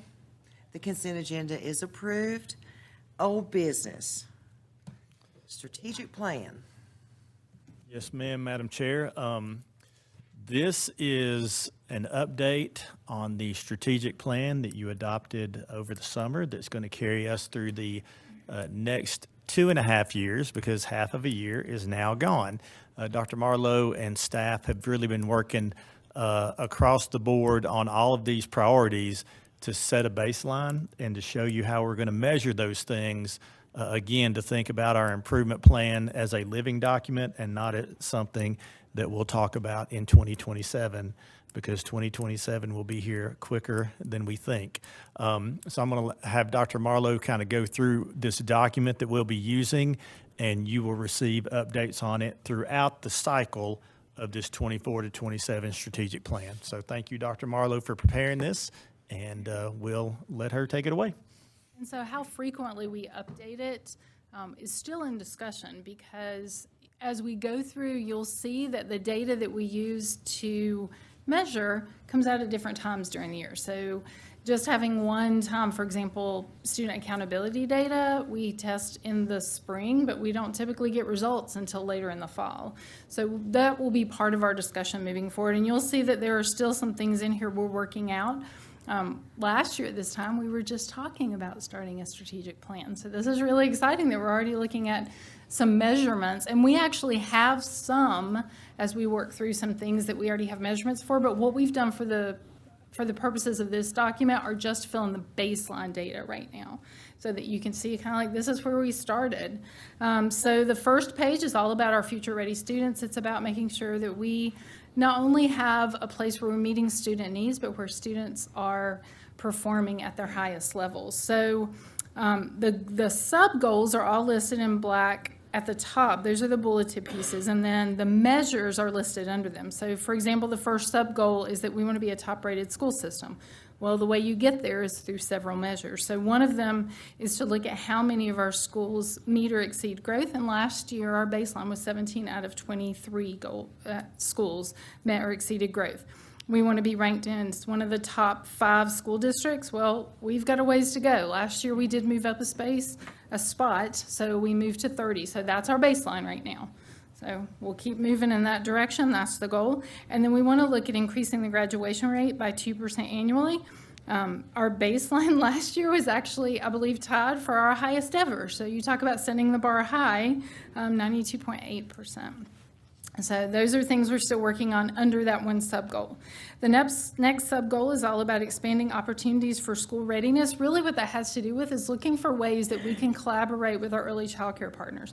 It would seem like that is a really easy thing, but their schedule is different than our schedule. And when we try to combine some things, it has created some real challenges. So our baseline, it can only get better, was 0 for last year. I will tell you, we already got 1 this year, so we've already made improvements. So thanks to Simone Wartenberger, our ESL director, we've already got 1 under our belt. So we're already trending in the right direction there. And then one was about developing a comprehensive framework of aligned resources, programs, and supports. That is something that will take us a while, but we also are in the process, so it's why it says in progress, of putting all the right things in all the right grades and all the right places. So that's a multi-step process, and we've started it. So the next piece is all about having future-ready professionals, and our goal is to be a place where people want to come and work. So you will notice that we have 4 sub-goals under this section. You'll also notice that some of them have yellow spots in them. And I may have to phone a friend here in a second to get some specifics about the way we wrote it doesn't necessarily make it easy to measure. So we'll talk about that. One of them was to have, making sure that when we get things posted for positions, we want to be able to fill 95% of those positions within 45 days of being posted. Mr. Rhodes, would you like to explain why that's a problem? Well, I wouldn't necessarily say it's a problem, but what I would say is once we began digging into some of this, trying to create some baseline data, what was quickly evident was that it was not going to really accurately explain what that sub-goal, what we were trying to accomplish. And I'll give you an example. When we start looking at some of those positions that are sitting out there for a long period of time, bus drivers, substitutes, some of those positions that are hard to fill in the middle of the year, it really doesn't reflect what the ultimate goal, I think, of what the board had discussed during those meetings, which is looking at and trying to be able to determine, once we get those jobs posted in an appropriate time frame, especially as it relates to when we finish our allotment process and we start posting positions. We've been posting those positions in middle of April, which is much sooner than we've ever posted before. And then being able to look and seeing, okay, our goal is to make sure that when we start the school year, we start the school year fully staffed, and being able to look at that in an appropriate way to measure. Well, that 45-day timeline became very evident as well, that our summertime is basically 90 days once we start posting positions. So what we would like to do is really go back and rewrite that goal so it can be more reflective of what we're trying to accomplish. Because going into applicant tracking and starting and pulling that data and tracking what some of that was, I don't believe it really was going to serve the purpose in which we had hoped. And I'll jump in just real quick so she doesn't have to phone a friend at the very end and she can hit the 2 in the middle. When we start thinking about the progress towards short and long-term plans, is developing a strategic plan as far as teacher recruitment and retention. Well, we already have a retention number up here, which you will see is very good for our school system. It's 93.7. Was that 93 point? Just took my glasses off. But anyway, that is really good, right? And it's way above the state average. So I think we're very pleased when we start looking at that. But I also think we need to look at rewriting that so that it would become more measurable as well, so it would be reflective of what we're trying to accomplish. So what we would ask is, for those 2 specific ones, we would be able to have a little bit of time to be able to bring something back to you that would be more accurate of what we're trying to accomplish. Okay. There are 2 additional ones there in the middle. I love the team in the back, man, they're awesome. They just read my mind. So one was about a 90% teacher retention rate, and our baseline last year was 93.5%. So we are definitely starting in a good place, and we just want to continue to see that number go up. And then the other was about the teacher working condition survey, and you may have caught that Mrs. Allison, Mrs. Knapp referenced that a couple of times today, because schools use that data and the measures that are on that survey that the state does every 2 years to help inform their data and their planning and their goals. Well, again, it's only given every 2 years, so they do it in the spring. So our baseline, it was given last year, and we're looking at, I think it's question number 1. Overall, my school is a good place to work and learn. We want to know that. But, and we did well, 93.97%. But it won't be given this year. It'll be given again next year. So we had talked about doing in the interim a modified version of it where we could use some of those questions so you would still have data in there. And so I think we're going to work on that this spring. The goal would be to give it about the same time as the teacher working condition survey. That survey probably has 100 questions on it. We're thinking more like 10. so that it's something that's definitely scaled down, includes that question, and perhaps some of the things that we haven't done well on in the past, so we can get feedback on those. One of the ones I think that came up last year was about transparency with the budget, so we could add that on there each year to see, are we making gains in the ones that we didn't do as well on, so. Can you remind me the 2%? So you've got 2% there and the 2% adding to the, I think the graduation rate. Were we adding an additional 2%, so 95.97, or were we like multiplying it by 2%? How are we doing that math? Okay. Whichever way benefits, no. Yes. Well, if you add general- 2%, I mean, at some point, The general can't move it. consensus is to jump from 93.5 to 95.5, but absolutely, you start squeezing that over time. So that's why we want to make sure we're doing these updates multiple times throughout this cycle to let you know. For example, when we got in and really started working through this, we now know we need to really adjust a couple of them to make them really measurable and get at what we talked about or what you talked about as a Board of Education. Same thing when we talk about the 2 percentage point increase there. Well, now that we know we started at 93.97, that's a much different place than starting out at 80. And we do know that. So we may need to adjust that or look at that. And to think about going from 94 to 95 to 96 is not the same as going 81 to 82 to 83. Because you're adding almost I mean, it's a big number, and I think you can maybe do it one time, but then you're setting yourself up for failure going forward. Well, and the other thing to keep in mind, like teacher working condition survey is given every 2 years. So Right. 2 years ago, that was 2024. Two years before that was 2022. Not a great time in education. 2020, that was a wipeout. So those numbers look very different. I So also yes, you are think, correct. though, I like your idea of taking maybe 10 questions but I think you're going to get different data than you're going to get on the teacher condition working survey. So maybe that's two separate, like your off years, because 10 questions, I mean, one question could throw you off, right? Like it could skew your data as well. It could. The only question that we use for these purposes, though, is that first one. Oh, that's it. Okay. Yes. The others would just be things that we know we scored low on and perhaps we want to get some feedback on. Yeah. All right. The next priority was about future-ready operations, and this is the wheelhouse of Mr. Taylor mostly, so he provided some data. One was about having 1 and 10-year plans for maintaining and upgrading all of our facilities, and looking at our district enrollment trends and what that needed to look like. And so really, he's already completed the 1-year plan for this year, and the 10-year plan is in progress. So that one didn't really have a baseline. He's already completed that one for this year. The next was about that transportation efficiency rating of 100%, and that's the goal. The baseline was 91.6%, so pretty high, but definitely we've got some room to grow on that one. And then the next was about having that secure card access at the main entrance. So for example, being able to scan my code, my key card, and being able to get in and it still be a secure space.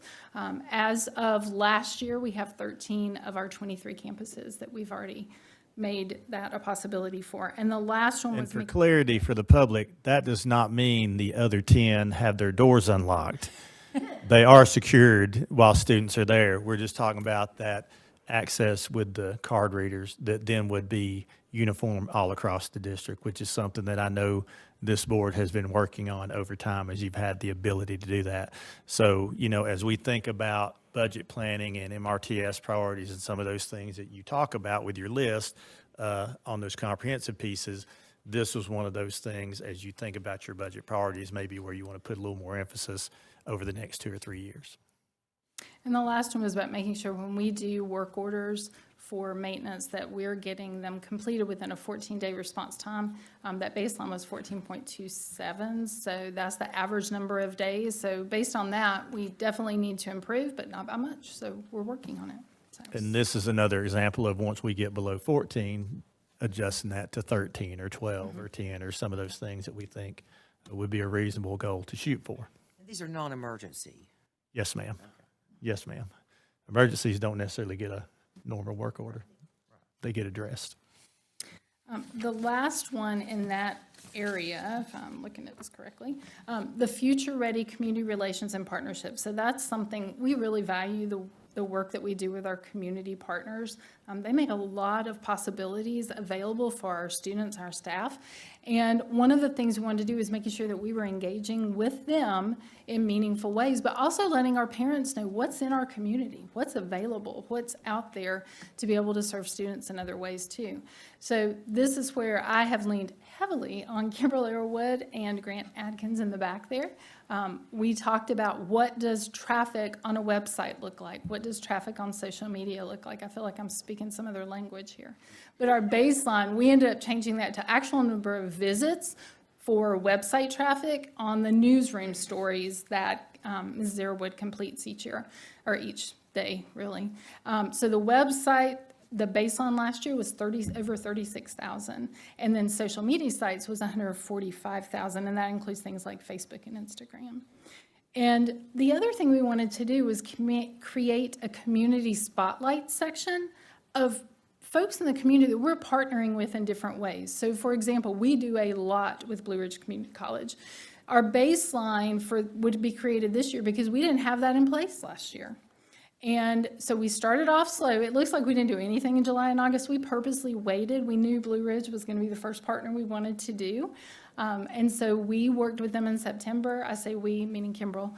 And then that story itself on our website got 194 views. Now, the other thing about that is our sub-goal talks specifically about the website, but we also push things out through Peachjar. That was over 20,000, and then social views was 5,800, and those all link back to the website too. So there are lots of ways to get that information out there. We had Mountain Roots, who we are partnering with to do one of our elementary programs. They are doing a 5th grade program around science for outdoors, and we had intended that they would be our October group because they are new to us this year. We've been working with them, and it's been a really great experience so far, but you might remember that things went a bit awry in October, and so we didn't get that back in place until December. Hopefully that will look different next year, but you'll see we got 148 even with things being a little bit crazy. And then we've got those numbers on there. January, the health department is going to be our next partner. That story is in progress, so we're working on that one. I think one of the interesting things of this measurement is really showing us how are people engaging with Henderson County Public Schools, because I think for certain ones of us who are accustomed to being on the website all the time, we would think, oh, it's web traffic. Well, absolutely not. So that lets us then think about how do we communicate and what ways do we push out information and disseminate information to our parents, our students, and the community. And the cool thing about these stories is really those organizations are the ones creating them. They run them through Kimbrell. She's putting them on there. But it's not only how are they engaging with us, but then what more do you need to know about those organizations so that people will learn more about what's out and about. We live in a great place. Sometimes we just don't know what's in our backyard. Do you have? Yeah, my question is on the Peachjar views. Like, what is that? People going in and clicking on things that come through Peachjar to the email? Peachjar views, when the email is sent to parents, is how many people click on that flyer to view it. I didn't know you could do that. And then the social views, you're just looking at the analytics page to see how many click-throughs you've had on that particular story. Yeah, so social media, there's a lot of different analytics Yeah. you can look at. So there's reach, there's shares, there's likes. So this is just talking about the views, people that have seen that post. We can dive deep into it on people that click the link on the social media one, but this is just views. For Mountain Roots, is that similar to Muddy Sneakers? Is that replacing Muddy Sneakers, like completely across the board? Yes, that is correct. Okay, was there like a specific issue, or we're just finding this is a better program? They had some leadership changes, and it created some inconsistency for us, so we were looking for another I program. appreciate this, because Muddy Sneakers got a little crazy. Yeah, no, and Mountain Roots has been around for several years, and they were willing to customize their program with us, so we've really enjoyed working with them so far. Yeah. My other question was, when you were talking about transportation, I know that's going back. That's okay. Overall transportation, is that buses and like, what does that specifically mean? Those are our state yellow buses. And that is a combination, that efficiency rating is a combination of multiple things. And you really can get above 100%. And that's a totally different conversation that we can have one day if you ever really want to get into it, because they take our TIMS, our route efficiency. When we do our bus counts in the fall, they look at our efficiency, the number of buses we run, the percentage of kids we haul on each bus, the numbers, how full they are, how far you go, how efficient those routes are. They look at your inventory, how many tires are you using, how many parts are you using. They look at your maintenance of your buses, and then they also look at the inspection reports. So each of our buses have to be inspected every 30 days, every single bus we own, white or yellow. That's about 150 buses total. They are inspected every 30 days. When they come to do an inspection from the state, they will select X number of yellow buses that the state own and X number of the activity buses that the Board of Education owns. And they then rank those when they go through the inspection. There are well over 500 to 600 inspection points that they check per bus, and you get a rating on that. Now, the fun part is the lower that score, the better. The higher the other scores, the better. They marry all that toward the end of the year, and you get your efficiency rating. And your funding is tied to that efficiency rating. Funding specifically in State regards funding to for your and- buses Okay, from the state. wow. And with some of you, if that's ever a monthly highlight you would like for us to cover, it is, I don't know that it's compelling to everybody, but it's pretty fascinating. I bet a new bus garage would help us with that efficiency. Oh, that was my question. Do So- all those inspections take place at our bus garage? Is that something that a state inspector comes in and does? No, so the facilities are the local responsibility.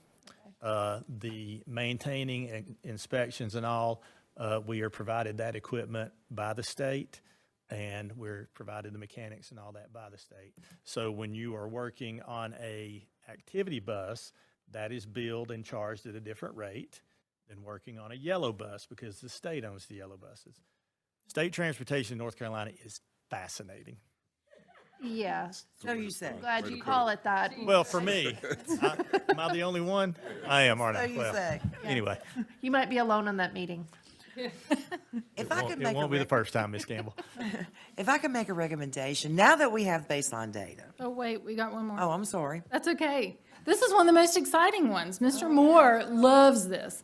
So one of the last ones that we had in the community partnerships piece was about things like internships and classes that our students are doing in CTE. So we had one that was specifically around strengthening those partnerships with employers and institutions of higher education. And we're looking for students achieving post-secondary credentials by 2%.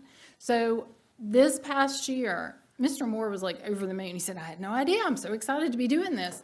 The percentage of potential credentials that we had last year, we had 42.4%. So almost half our kids were able to achieve those.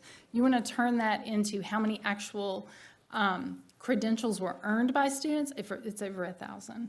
And I had to think about that because I was like, how exactly does that work? Because we don't have that many, for example, seniors, well, it's 9 through 12. And for example, if they're taking a class on Microsoft, I could get a credential for Excel or a credential for PowerPoint. Yeah. And those are duplicated numbers in some ways too. So you have students included in that earned one credential. You have students included in that may have earned 5 or 6, depending on the CTE courses and/or college courses that they took. So very exciting. And you're right, now that we have baseline data, we have a place to go and to actually target in on how do we improve those numbers. And I would also make a suggestion, or just throw it out there, that now that you do have baseline data, maybe you want to go back and revisit some of your goals, because it is very difficult to get a 2 percentage point increase in a year.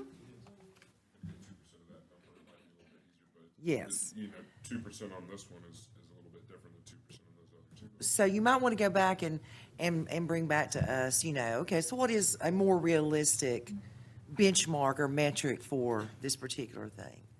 So with your permission, we will wordsmith some of those a little bit. And I think how so. we can make them a little more manageable, meaning measurable. And if you're going to do a survey, a 10-item survey to replace something on the North Carolina Teacher Working Conditions Survey, just make sure it's reliable and valid. Because with 10 items, you know, that thing, you're scaling something down from 100 items to 10, and That's true. Well, the Teacher Working Condition Survey is infamously overwhelming. And they scaled it down last year, and it still was a lot for teachers. But we also don't want to keep teachers from wanting to do it. Like, we want that. So if we can focus in on things that we really know we want to work on, I think that's a place to start. certain different standards. And I'm saying 10. I think Mr. Garrett will perform more. We'll probably land somewhere in the middle, I'm hoping. Well, and for those who have been around a long time, it wasn't always every 2 years. It was yearly at one point. That would be anonymous, correct? It is anonymous, yeah. Because I want an honest, like if we're going to do it, I want it to be honest. And this would be like their choice, correct? They wouldn't be. Yes, that's just the same way it is with the Teacher Working Condition Survey. They do post, and we would probably encourage folks by any platform that we use, you can usually get this is how many people have completed it, what percentage. So we would want to be able to do that as well. We want everybody to do it. Typically, we get pretty good feedback when we do a survey and ask them for their opinion about things, because especially if they know we're going to use it. And that's what we're aiming for, is you tell us so we can make changes. I would like to see that number higher on our students with the extra credentials, because my daughter did all of those, and she got her Excel, her Microsoft, she's got a whole, and the state actually mailed her certificates for each and every one of those. But the being able to utilize those as they go into their job world and being able to go into college, knowing that these are, because they're not that difficult for them to be able to obtain them if they know they're available to them. So I would like to see us be able to figure out a way to really boost that, to give these, especially our seniors. She did most of them her junior year, but to be able to see them have those, because what better way than graduating from college with additional certificates that they can use in so many different areas. Or to go into a workplace and you already have some of those things checked off under your belt, it makes you a lot more employable. Well, thank you. Thank you. Dr. Marlowe, for this presentation. And if and when you get these things revised, I would love to see it again, how we've modified it. And your plan is to do this on an annual basis to update us? Yes, ma'am, at least annually. We're talking internally about, are there some things that we could share at the end of a school year and then come back again in December because of the testing data? That's what makes it difficult to set one time, and why we started now in January, just so that you'll know, one, what we've been working on since the passage, and so the public is aware. How those things tie into what we've talked about and what you've set your priorities as a board, and then how we're actually going to measure and communicate those things out. Because what I've found in my tenure in education is plans are only as good as they're used and only as good as they're communicated. We can have the most beautiful plan ever. If you'll notice that ours is not overly wordy and overly long, and that is intentional. And I know that you all talked about that as you adopted it. We want it to be user-friendly for everyone who can see it. And, some of these questions and clarifications will help us shape that. But just so that folks know, we are looking and measuring these things as we go. Thank you. That's all the old business. And now we turn to new business, approval of contracts and purchases. Mr. Sosha. I'm going to give an assist to Dr. Marlowe and to Mr. Garrett for discussing the school access security as part of a goal for our district, and bring to you a contract to improve that situation immediately. By how many, Mr. Sosha? That would be for 11 schools. So in the document that you have before you outlines that we are providing for 11 schools to do an expansion to our current school safety program for the access control panels. And the recommendation is to go with Haynes Technologies after a bid went out for $301,000. We've been tackling this slowly along the way, but Mr. Massenden went out and he applied for a grant, and we received $200,000 in grant money the end of last year, which we are applying towards this. We have applied again to get additional dollars. We expect to receive some. We haven't found out how much we will get, but we do also have money in our capital budget that was already allocated for school safety, that if we don't get grant money, we will apply to this contract for $300,000. And the work is to be completed before the end of this year. How much do we have allocated in Mr. T's money towards these controls? This is in regular capital. Okay. We have $55,000 that was remaining from last year. We were on hold because of the grant money, and then we had $55,000 in this year's budget as well. So we've got a little over $100,000 in our local capital budget, and then the $200,000 that we already have in the grant money. When would you know about the next cycle of grants? We thought we would have heard already, so anytime now. So if we do get approved for additional grants, will we just take that 100,000 and put it back? It will just remain in our capital budget. That's great. That is part of the contract, yes. I move that the Henderson County Board of Public Education approve that staff proceed with entering into a contract with Haynes Technologies as presented. Second. Any discussion? All those in favor, aye. Aye. Opposed, nay. Motion carries. Thank you. Thank you very much. Okay, and then we voted to add lunch program addition to the agenda. I have no idea what that's about. So there's two pages, two different packets for each person. This is what I asked last month to have put on the agenda. Your mic. This is what I asked last month to be put on the agenda.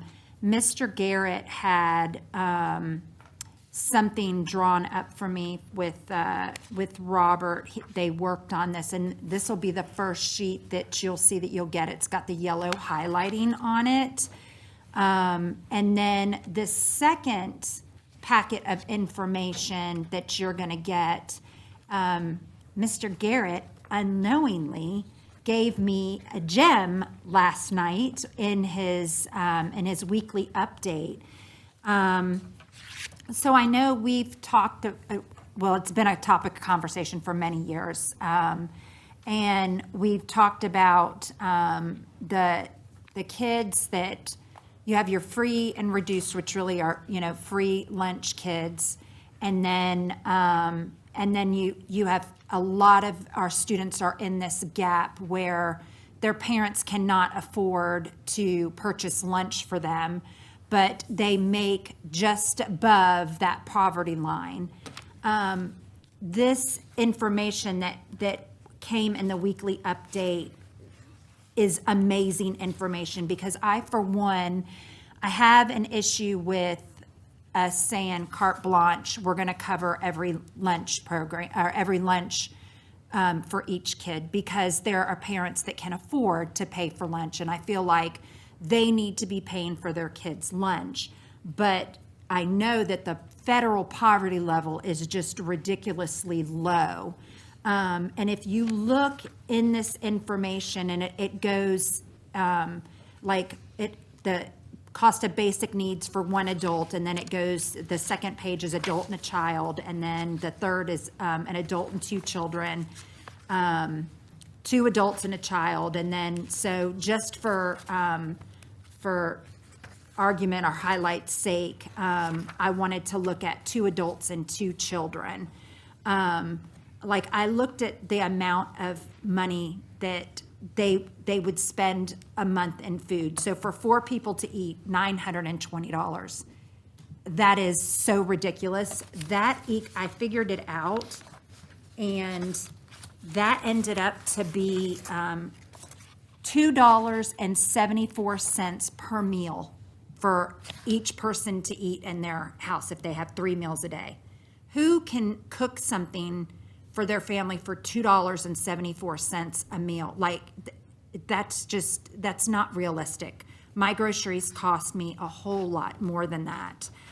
So I feel like, this information for the cost of living, and this is specific to Henderson County, is even low, but it tells you like that each adult, so if you have a 2-person house with 2 kids, they would need to make $22.10 to make ends meet in this demographic. Yeah. No, and I mean, a lot of households are one parent. So, I mean, if, you went back to one adult with 2 kids, Takes $82,000 a year to, yeah, they would need to make $40, $39.50 an hour. So,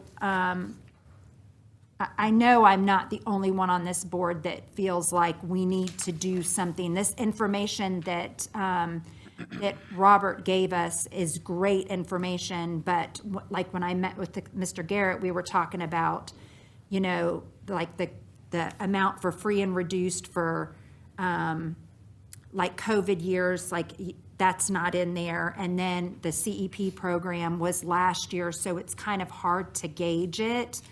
But I just want since we're coming up on budget season, and I feel like we need to give the commissioners an idea of what we need to look at for the future. I think this needs to open up some dialogue for us to have as a board. Am I the only one on the board that, has the idea that we need to do something more? We need to step in and pay for lunches for these parents that can't afford it. Does other people feel that way? If you look at, I feel like it needs to kind of be an application type process beyond the free and reduced, that maybe parents that need it, that they're providing pay stubs that show that they're in, below what this says they need to be in order to provide. I know that I'm hesitant to do that because I know it puts more work on the school system to kind of go in and evaluate and look at that. But the poverty level, the federal poverty level, I mean, that's just ridiculous that people have to meet that to be able to get help to buy food for their children. So I just wanted to kind of have this on the agenda so that we could start to have a little bit of discussion and kind of see if I am the only one that feels this way, then that's fine. We can walk away from this. I mean, I wouldn't feel like it was fine, but I'm one of 7. But just that in order to figure this stuff out, we need to start talking about it now to come up with a number, to legitimately give a number to the commissioners on what we're looking at. I want to say that since I've been on this board, which is like 8 years now, providing lunches for everybody has always been something that I've tried to strive to do. It's never been easy to put in our budget to even ask the commissioners for, but I think a lot of the income, I look at my family of 2 adults with 3 kids and what it takes to actually make ends meet in Henderson County, and it says $105,840, and how many people don't meet those qualifications, that this county really needs to look at providing lunches for all of our students, not just for the 7 or 8 schools that qualify that we have now. And I know when we did it the first time, it's a big number. You're looking at $700,000-800,000 million. I'm not sure what it's going to end up being after all of the CEP it's qualified for. But I do think that it's important enough that it's an aside from our budget to be able to present to the commissioners. And I think a lot of the historical talking points about this has been, a lot of our parents are very wealthy and they do very well and they don't need lunch. But if you look at the data that's on here, it takes $105,000 just to make ends meet in Henderson County. I mean, that's substantial. And it depends on where in Henderson County you live, Well, too. sure. Because there are some parts of Henderson County that it is a lot higher. That's very true. And I think that we have a very giving and we live in a very blessed community, and we have a higher standard of living here than a lot of our surrounding communities. And I don't think that you're going to get many people in this community that are going to say, you know what, I don't want my tax dollars going to feed kids. Agreed. And I've always thought that we need to separately budget, hey, this is what it would cost for us to push lunches for all and have conviction behind it, which is the key, and let the commissioners know that this is a direction that we want to go and set a standard in North Carolina for feeding our kids. Personally, I have always felt like not a single child in Henderson County should ever have to worry about who's going to pay for lunch. You're going to have your kids, their parents are going to send them with lunch every day regardless. But I don't think that it should be the worry of families or students. I don't think there's any reason we should not be able to feed every child lunch and breakfast every single day without question. I don't think that it should even be a question. I know some people disagree with that, but personally, I'm with Blair. I don't think any family needs to worry about it at all. So we brought this up to the board during our last budget meeting last year. So I'm assuming that this is for information that you want us to think about this when we begin our budget talks, and the first one would be in February. Certainly, this is some information that we need to look at and digest and come back to it during our budget talks to see if that's something that we want to approach the commissioners with. Madam Chair, I did have one question that hasn't, and I think it hasn't been answered yet. I'm not sure if FEMA or if any of the dollars that were allocated from the General Assembly or any of the federal dollars that were allocated for the mountain communities to specifically go towards feeding kids. Do you know if any of those dollars were actually allocated to that? Not to my knowledge at this point. The General Assembly, the last 2 years, has picked up the gap between reduced kids or qualifying for reduced and free. So there is no such thing in the state of North Carolina now as reduced. Now, the federal does what they do, but then the General Assembly has supplemented through what the USDA provides. So we're able to say you qualify or you don't, which means you eat or you don't. A couple of things, I think, for clarification for me and for us to provide you all as a board as you discuss this. One, you have a work session this leads right into our next item to begin talking about the budget. What information is it you would like to have, and really specifically what information, so that we can have that ready for you? And this may be an opportunity for Mr. Rolfe to come and answer some other specific questions during that work session piece as you begin to talk about that budget, because a couple of challenges on your budget in February are going to be, we may or may not know anything about what the state is talking about, whether we're talking about salary increases, benefits increases. To give it my next line item here, I'm getting ahead of myself. But if there are some specific things that the 7 of you would like to have, that would give us time from today to be gathering that. I think we do this every year that I've been on here, and we've looked at that data, whether it was adding breakfasts, whether it was adding lunches, and then during COVID, everybody got lunches, and then we decided to roll it over for a year.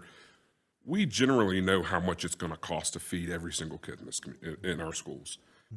I think what has to happen is during the budget process is that we have our budget, we got our capital needs, we've got our maintenance, technology, repairs, and safety budget, and you have a separate budget line item, feeding kids. This is what it's going to cost for the year. hesitate to have people upload paycheck stubs and qualify and all of that. I think that's a little bit cumbersome. I say feed the kids, right? And then last year, my request was to put it in the budget, but it got left out. And I asked Mr. Garrett to go up there and just mention it. And mentioning it is not going to get us anywhere. I think there has to be, if this board decides, there has to be conviction behind this needs to be a separate line item. You raised our property taxes, right? Well, let's use a little bit of those dollars to feed some kids.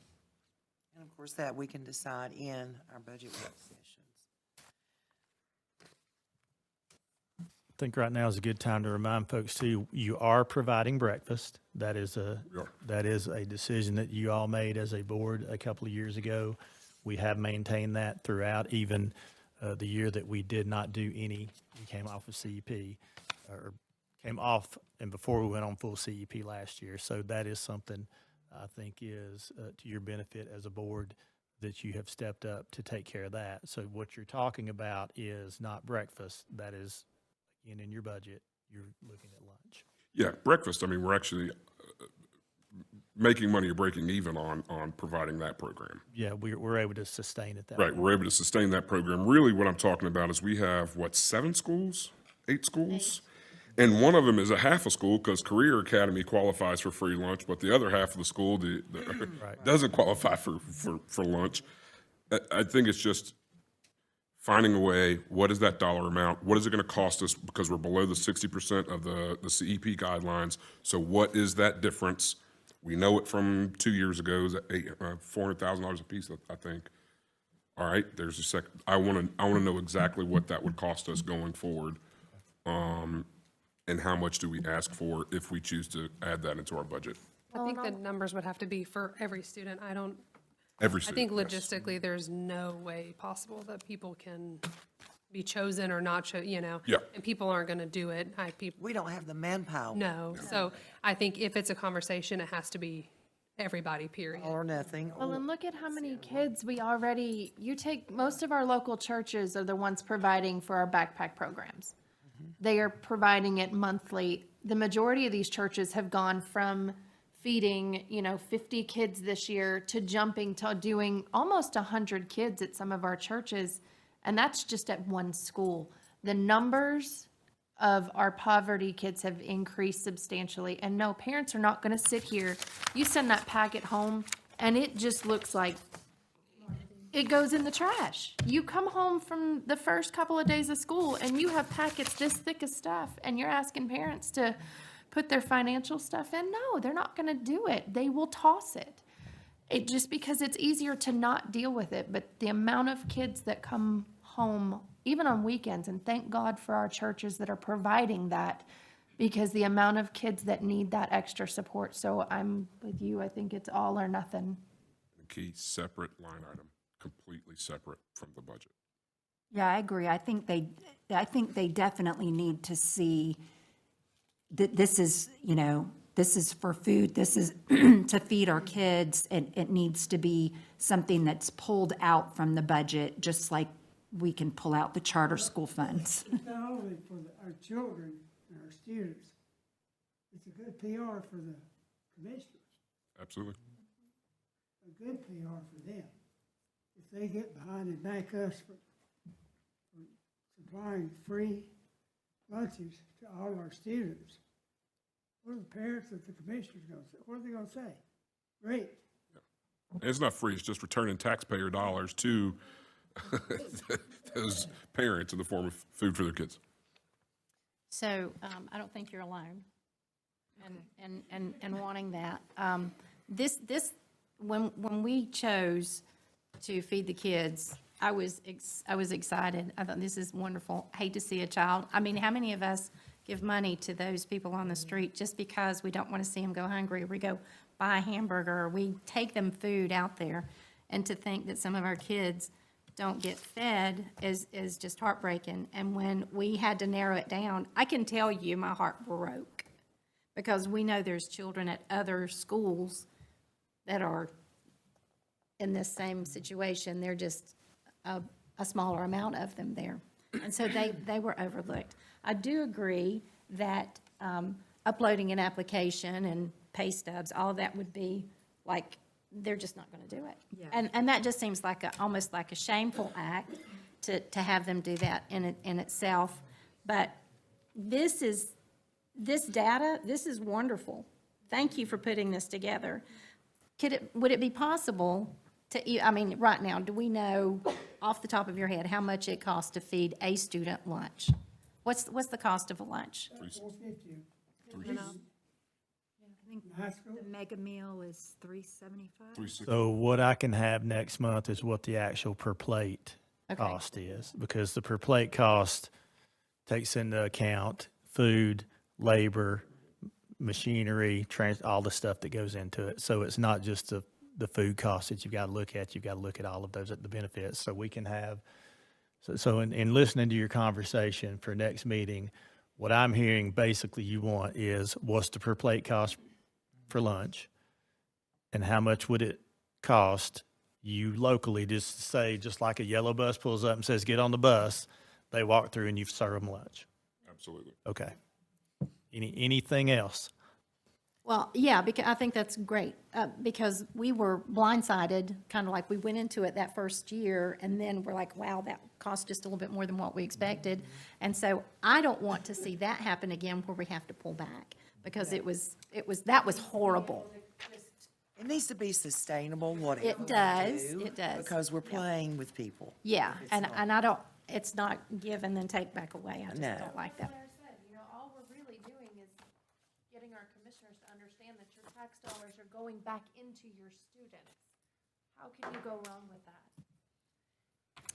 Well, And you've already gotten the data about approximately the outstanding charges per year and that kind of thing, so we've already got all that information. If you could have this for our budget session on the 10th, that would be good. We can have those And we can have three numbers, absolutely. a discussion about that. Well, I say that as I look at the finance officer over there. He says yes. So to be determined, or to be continued. So I do have a question. So if we did go that route, we would be able to keep these other schools on the CEP and still, like, that's a cost savings to us. As long as they qualify, right? I So- think get Mr. Rolfe involved. So they have an ISP number, and what we do, again, it's a little bit kind of like the bus funding, is it's a sliding scale. So if you have a certain percentage who are automatic qualifiers through the ISP number, which does not come from us, it does not come from an application, it comes from public assistance and some of those other programs that come from SNAP, school USDA programs. You take that percentage, you apply it to what it costs to feed each kid per plate, and then you just basically do some numbers and say, if you're at 77%, it would be here with a return rate of this many participating. So that's where you have to get Mr. Rolfe involved, and that's why it's looked at in all 23 different schools, because each school has its own ISP qualifier. So one question, when Hurricane Helene hit, DSNAP was actually implemented correctly? Yeah. Yes. And so do we know how many? I just want to know. I don't. That'd be interesting. And the next question that you probably should ask is, will that help us next year on the ISP? And we're not sure about that either, but we're watching that.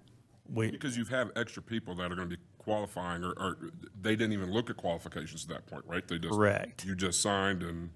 Correct. But what we don't know is how many of those that came through for DSNAP are related or connected to Henderson County Public Schools. But that is something that Mr. Rolfe watched really closely when that process came out, and he and his staff at the office are really looking at, is that having an impact? Is the hurricane having an impact on our ISP number? Because the ISP number, I believe, if I'm correct, comes out monthly. So we don't have to worry about supplanting. No, because you would be using local dollars. Okay, that gets us around this. Correct. So you Okay. wouldn't be using state dollars, because you couldn't, because child nutrition dollars are very specific. And they're really federal funds that flow through your state. So you would be outside of that, it wouldn't be state, it would be those local dollars. And if you remember from your budgeting, your local dollars gives you the most flexibility without negatively impacting other funding sources. Okay, we will continue this discussion then at our first board development, budget development, and that leads right into the next item.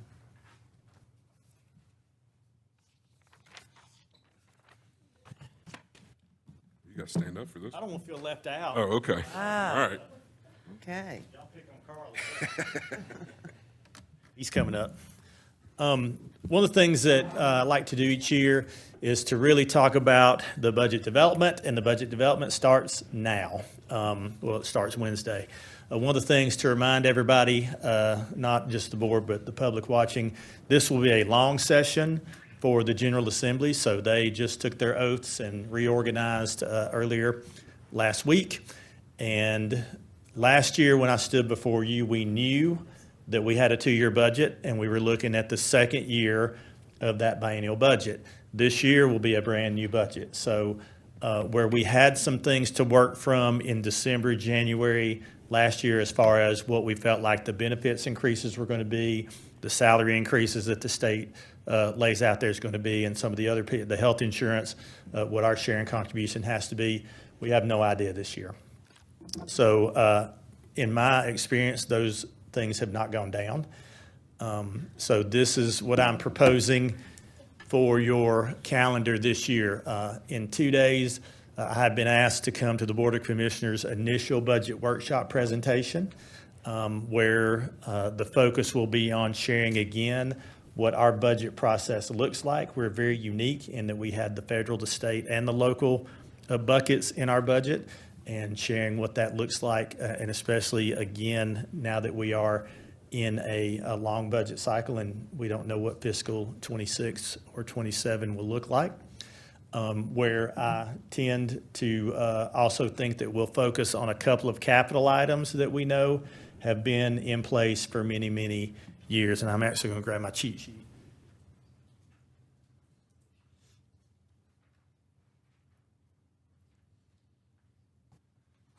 I'm okay off the cuff, but I want to make sure. Based on what you all have looked at with us over the past 2 to 3 years, and looking at what capital projects have been kind of completed, is we would be looking at a bus garage. And I know that has been something that has been long talked about in this community, not just the district or in the time that you all have been in your positions on the board, or in the short tenure that I've been here, or relatively short. It's getting longer and longer all the time. But the bus garage is something that has been a piece. A couple of things to think about. You've got coming up this fiscal year, you'll retire 2 debts, 2 big chunks of debt. Well, 1 big chunk and one will reduce. That is a bond that was refinanced in 2012. That, in addition to the Hillendale Mills River bond, which pays off at the end of June of 2026. So it'll be reduced in half this year. So that's about $1.8 million, a little bit over $1.8 million that you will not have for debt service on your books, or the county will not have to have that as well. At the end of the next fiscal year, if we think about a 2-year cycle, think about the state's 2-year cycle as well. You also have a 2013 bond that is connected to Sugarloaf. The 2012 bond is connected to Dana Elementary remodeling. The 2013 is connected to some Sugarloaf work that was done, along with the payoff of Hillendale and Mills River. So that's another $1.9 million that will come off of your debt service right now. So that's a pretty good chunk when you think about looking at and lining up your next capital project. So unless there is additional feedback that you have for us initially, that is what I plan to share Wednesday with our Board of Commissioners after we talk about what does our budget process look like and how we are really in the holding game. February 10th is what I've tentatively set with your approval for us to do our first really in-depth workshop. That would be held at noon So that gives you from noon to 3 o'clock before your closed session. And then we could always, adjust or do some things in between that February meeting. And the next one I would propose is April 14th. That again would be earlier in the day before your regular board meetings in both February and April. The April meeting, the designation of that would be to have at least some idea of what the state budget looks like. In North Carolina, you get 3 budget proposals. One of them you can throw out as soon as you get it, and that's the governor's. The next one is the next one typically is the representatives, and then the next are the senators. And it comes down to the senators and representatives working, the House and the Senate, really coming up with a compromise budget there. And I don't say that for any reason except this will be my 12th budget, and the governor's budget has been tossed aside for 12 years or 11 years. I don't imagine the 12th year will be a whole lot different. So as we wait on that action to take place, what we are doing internally is really looking at a couple of things with your ESSER dollars that finished up and looking at some things internally. I know that Mr. Rhodes and Mr. Socia have already started looking at allotments. So really, Mr. Rhodes started looking at allotments in December. So this is the process that is in place now. May the 12th is when we would ask for your final approval of your proposed budget request. For the public's knowledge, that budget request is not for federal, it's not for state, it is for your local request to your Board of Commissioners.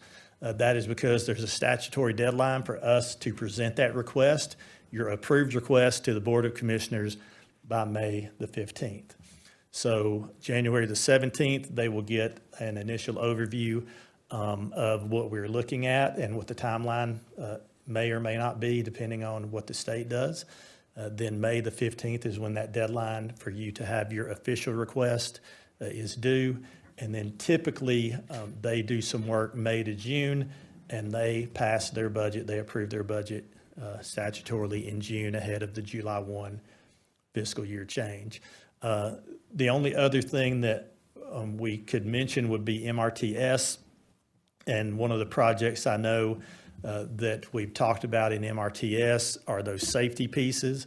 And East Henderson High School, when we think about the safety work that has been done through the vision of really the Board of Commissioners having that fund and the Board of Education working alongside them to identify safety improvements across the district, which is really a blessing when you look back over the past 5, 6, 7, 8 years. What that has allowed this community to do without going in debt is to pay as you go. East Henderson High School is one that could benefit from some additional security measures. We came in on some local money and put some fencing in a couple of summers ago. That was a good measure to keep people from just wandering straight onto that campus and having a little bit of a perimeter. But I think we all agree that there are some other measures that need to take place. When they built buildings in 1960, they didn't think about the same security measures that we do now, especially when they're over the course of East Henderson High School, there are 5 or 6 buildings that none of them are connected. I often wonder, did they confuse us with Florida when they did that model, just from some weather issues that you can run into and that we've experienced this last week. But, we have what we have. How do we address some of those things by even looking at and using West Henderson as a little bit of a model to think, how do you connect some disconnected spaces in the most economical way possible to where a student can traverse the entire building inside without having to exit that building. So those are really the two things that, as we've looked at some bigger items that we have come up with as an administration, and that would be our recommendation as your leadership team. We do have the MRTS list that has been approved that y'all looked at. We will pull that out in February again and look at those priorities. 1, to show what we have accomplished, and 2, what's coming up next. There's a couple of little items on there that you could think about readjusting. So for example, you've got phase 2 of the HVAC at Atkinson. While they're on site, you might want to try to think about doing phase 3 and finish that up, considering all the other updates you've done at Atkinson due to the flooding that we had. Those are some things that you could talk about in February, but in general, this is your timeline that I'm proposing, and I'm open to any feedback that you have. So this gives us an opportunity, if we see in February the 10th, that we're just going to need another time, we could do it more. Oh, absolutely, absolutely. We would just notice the work session, just like you do a regular meeting. They are open to the public if people are compelled to come sit and listen in. All we would need is 48 hours, right, Tawana? 48 hours to notice it so people know. Perfect, thank you. I did that well. Yep. All right, good luck, Carl. You seem surprised. Thank you all. Thank you. You have to endure. We've been very good, so thank you for all your service. Mr. Taylor?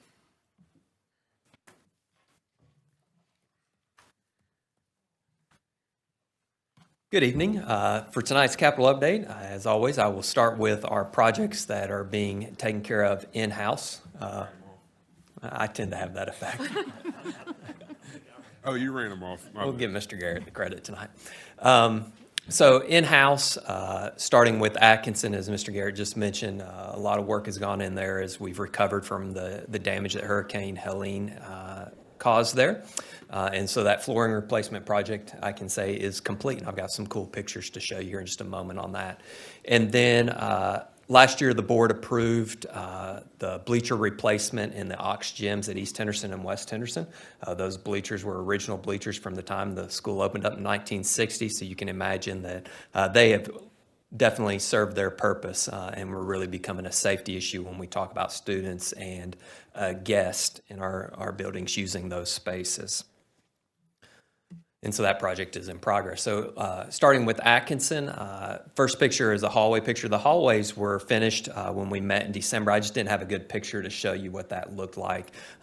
Whenever I'd gone there to take pictures, the hallways had still lots of items from the classrooms in out there in the hallway. So this just gives you an idea of just how great those hallways look with the new tile that's in place. And then the media center has new carpet installed there. That happened after the board meeting. And so this picture here shows it's still a work in progress there, getting that space back together when these pictures were taken.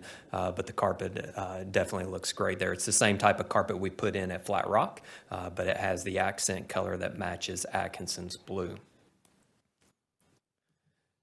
In terms of the gym, here are some pictures that show you the progress there. I believe in December you were able to see the unfinished look of that gym space, but now we've got two pictures that show what it looks like now once that floor has been painted and finished. So just again, worst circumstance to have to do this kind of work, but if we're going to do it, let's do it right and make it an upgrade for the school and for the students. And so just a beautiful looking space there inside the gym there at Atkinson as well.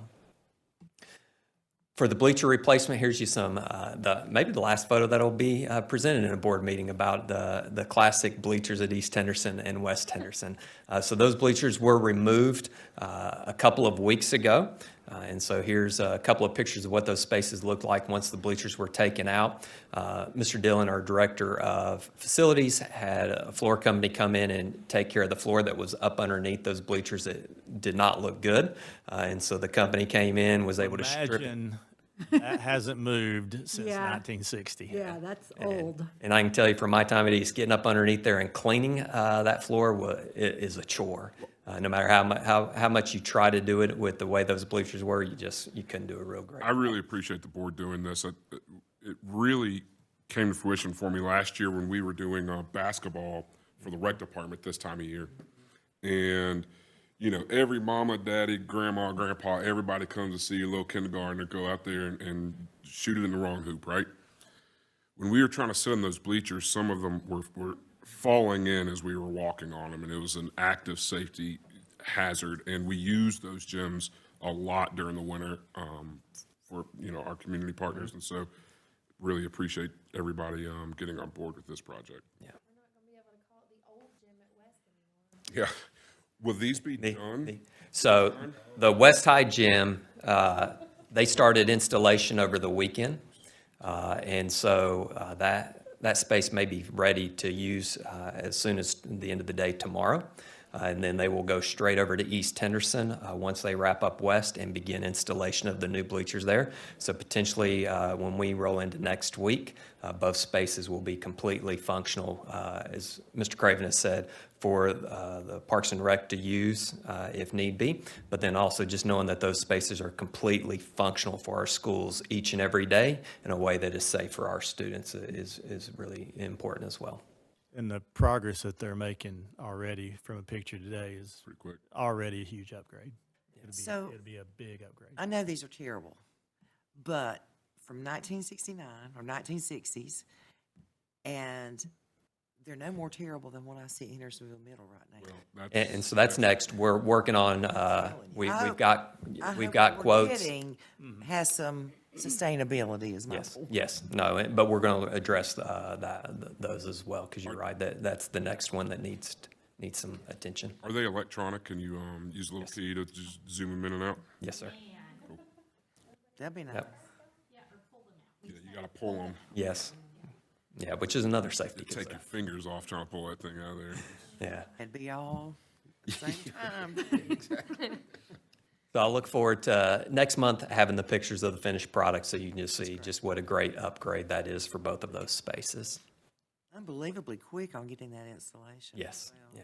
In terms of MRTS, the two projects that have been ongoing throughout this entire school year, the HVAC replacement at Atkinson, which is phase one, that is in progress, but essentially the system is up and running, waiting on some final test results so that then the project can really be signed off on and marked as complete. But in terms of that space, the new system is up and running in the areas that represent phase one. And then West Henderson, of course, continues to be in progress. A couple of pictures here from Atkinson just to point out for you. You can look at the beautiful hallways again. But if you look up on the kind of the above the walls, you can see where the additional units have been put into the hallways to condition that space. The hallways prior to phase one, at least in these areas, were not conditioned, as is true really throughout the entire building. So some of the hallways are now conditioned, which has made a marked difference in that building. The teachers that work in those spaces, I think now have become the envy of the teachers who still are working in the areas where the hallways are not conditioned. But again, when we get through phase two and phase three, that will no longer be an issue throughout that space. So it'll be, just that part has been nice, but the improved upgrade and conditioning in the classrooms is nice as well. And one of the things with this picture, one of the first proposals that they talked about was to do a drop ceiling and cut out some of that light. And we had them go back and think about some different options to make sure that it didn't feel, well, quite honestly, like West Henderson High School when you go in there, with how that drop ceiling feels very, very low. So really appreciate Chad Dillon working with those engineers and saying, we want to make sure that we maintain the look in these hallways. So I appreciate him working on that on our behalf. So is phase two, phase three, does that include the gym? No, ma'am. Okay. As far as the HVAC? Correct. It's still going to be, What is currently in place. Only our high school gyms are air conditioned. I was gonna say, I didn't think any of the middle or elementary were. Edneyville, They'll have the Oh, Oh, Edneyville, that's right, because it's new. because it's part of, the rec department uses that quite extensively. And in terms of West Henderson, the focus tonight really is on Area B. That's where the most amount of work since our December meeting has taken place. You can definitely see it has taken shape. This view here is from the parking lot that's outside of the X building and behind the gymnasium area. Yes, so that space has been enclosed with the corridor that's connecting the gyms to X and Y Hall. The middle picture is that corridor. Again, as you look kind of to the left, you can see those entryways there where the door cutouts are. Those again are 4 single-user restrooms, which are a nice addition to that building. And then the picture to the right is just the inside view of those exterior doors. And then straight ahead are the doors that enter into the X building. So, any questions? What is the timeframe for the finished project of West, barring any more hurricanes or? Yes, yeah. Hurricane Helene definitely slowed down that project.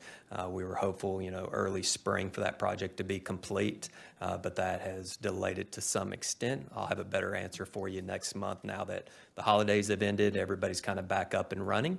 And so next month I can give you a better idea, hopefully, of what they're really targeting as the final completion date. Mr. Bridges? I think we need to thank Mr. Rhodes for getting a $10,000 grant to help repair some of the damages at East High School. Can you explain? Yeah, we just, it was communicated that there was an opportunity to apply for this grant through the Carolina Panthers, and we just were able to go in, take some photos of the bleachers and the destruction that took place during Hurricane Helene and be able to send those in, and it was approved. So, it didn't take a long process, but we are very much appreciative of the $10,000, and that will go a long ways in towards helping us repair those bleachers on the visitor side of the football stadium. But thank you. One other question, is there any plans at West where what used to be considered the dungeon under the theater, that storage space that was flooded out and then the mold, because I know ROTC used it down there, the theater departments used it forever. Is there a plan to make that space usable again? Yeah, so prior to Hurricane Helene, this space that Ms. Campbell's referencing was flooded during some of our large thunderstorms over the summer, which then created just some challenges down there. Maintenance work to address what they thought was causing the original flooding over the summer, but then a few storms later, it continued to happen. So before we get in there and do the final cleanup so that then they can use it, we wanted to make sure that we solved the issue that was causing the water to get into that space. So my understanding at this point is we have solved that. Now we got to get in there and get it cleaned up and then be able to identify how they can use it moving forward. Any other questions? You're welcome.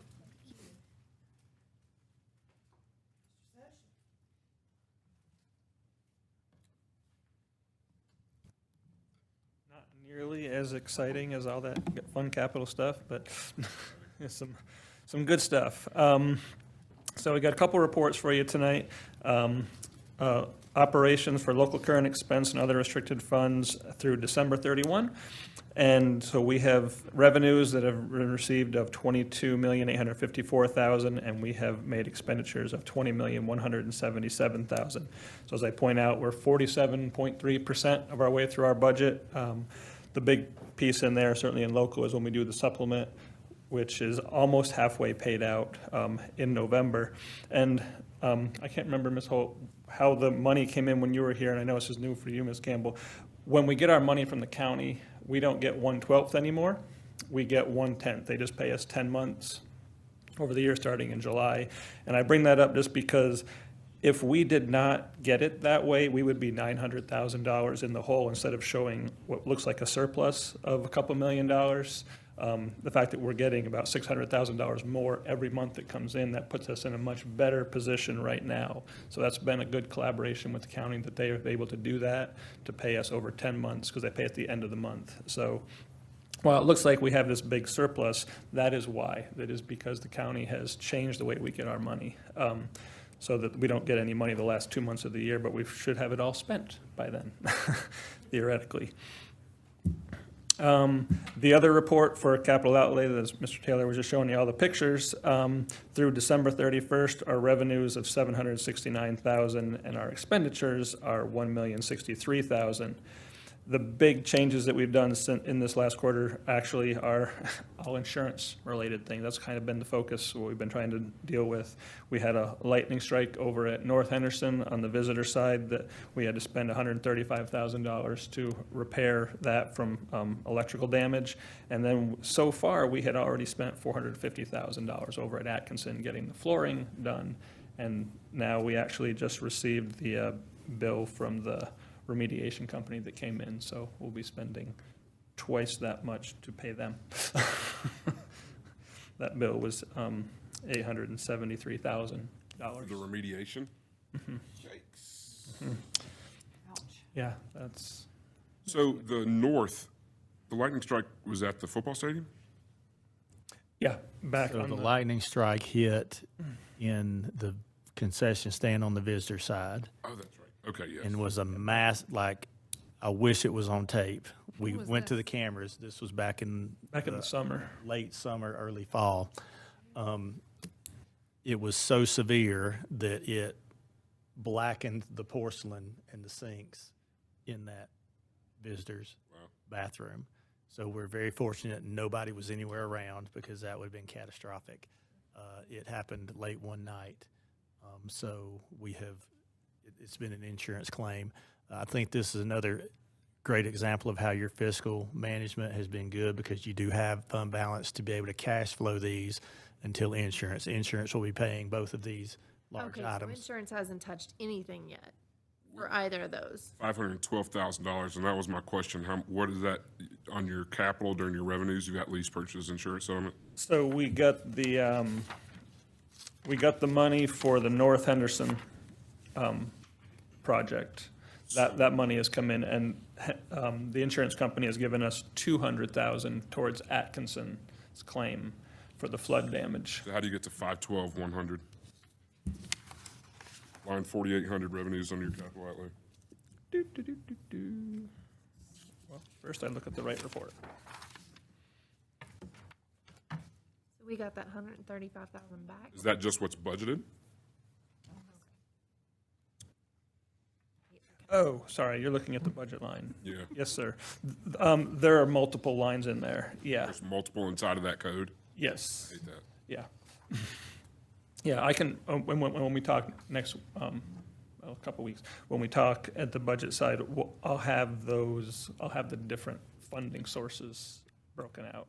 Okay. The only piece that's in there so far is the North insurance money.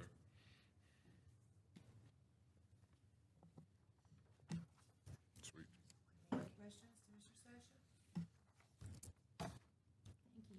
Thank you. Thank you.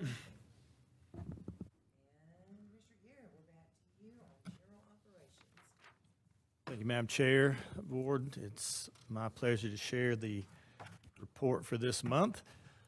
January is School Board Appreciation Month, so I'm glad a couple of other people picked up on that. It wasn't just internal, so certainly appreciate the effort that you put in, and it's not just once a month, and it's not just a couple hours. So I want the public to know that.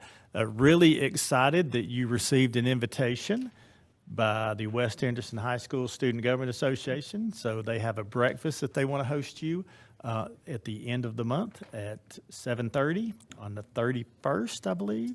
That's what was picked. So that was the date that worked, I think, for the most. That'll be the official date there. That is nothing more than just come by and let them thank you, and they may have a couple of questions about what is it you do? I have no idea, but obviously there won't be any business discussed or any of that at that gathering, but that's something that they wanted to do. They reached out to us, which I thought was outstanding. Now, after they talked to the school board one time, I don't know if they'll invite you back. I don't know. That's up to you all. Well, I think, and they may want you to come back more, Ms. Norman, so we'll just see how that works. January 20th, we will, no students in celebration of Martin Luther King Jr. holiday. It will be an optional teacher workday for all calendars. Superintendent Teacher Advisory and Parent Advisory will have their January meeting on the 23rd. We do one at 3:30 and the other at 5:30. January 26th, February 1st is National School Choice Week. So we've started, I think, working on some things to talk about what the public schools offer and all of those different things that make us an outstanding choice for families. So I think you saw tonight about the credentialing that we have that makes us pretty unique when you look at all of the options that are out there for K-12 education, and we'll be highlighting some others too. One of the things that we hope to highlight as well is your performing arts program. I know that you received a message from a parent that was very happy with looking at the change in the district they attended or they lived in previously versus moving to Henderson County. So we want to make sure we highlight that. Kimberly is working on some of that right now. February is National Black History Month. Love the Bus Month. So it's talking about those buses. And then Career and Technical Education Month. February 1st is kindergarten registration. It opens online. Now, I always like to highlight this. The class of 2038. Is that early? Do we normally do February? We open the online portal Okay. February 1st. So we have a lot of folks who go ahead and register online. They're chomping at the bit to get those 4 and 5-year-olds out the door maybe. So, but also throughout the spring, each school will be hosting a kindergarten rally. We do that individually at the schools now. That has been a really positive change with feedback because they get to know their community. They get to see the buses they're going to ride. They get to meet those teachers. They get to see where older brother goes to school and all of those things. So it lets us connect with those families early. February 3rd through 7th is National School Counseling Week. February 5th will be your school board tours, and next round will be at Edneyville Elementary, North Henderson High School, and Hendersonville Elementary. And then February 10th is our regular meeting for your February meeting. Remember, again, we'll have a work session at noon to begin getting into the budget in earnest and by line item. And then you'll have your regular meeting at 4 with closed session once again starting at 3. Before I end, I'd like to take just a little personal privilege to say really appreciate everyone's patience as we've had our first snow in 3 years. And I think a lot of us have been out of shape as far as what happens when snow happens. We love to see it come, and then we're ready to see it go very quickly, but it does not always cooperate that way. So just for the public's knowledge, when we think we've got a threat of weather, we start watching that really, really days ahead, if not weeks ahead. We work with our transportation folks, and I appreciate the road crew that gets out at 3 and 3:30 in the morning. I grew up in a dairy family. We didn't even get up at 3:30. We waited till 4 to get up, so we were late risers. And then Mr. Taylor and I start coordinating about 4 or 4:30 or 5, and whenever those calls come in, and we want to make sure that we monitor those roads. When we make our decisions, a couple of things go into that.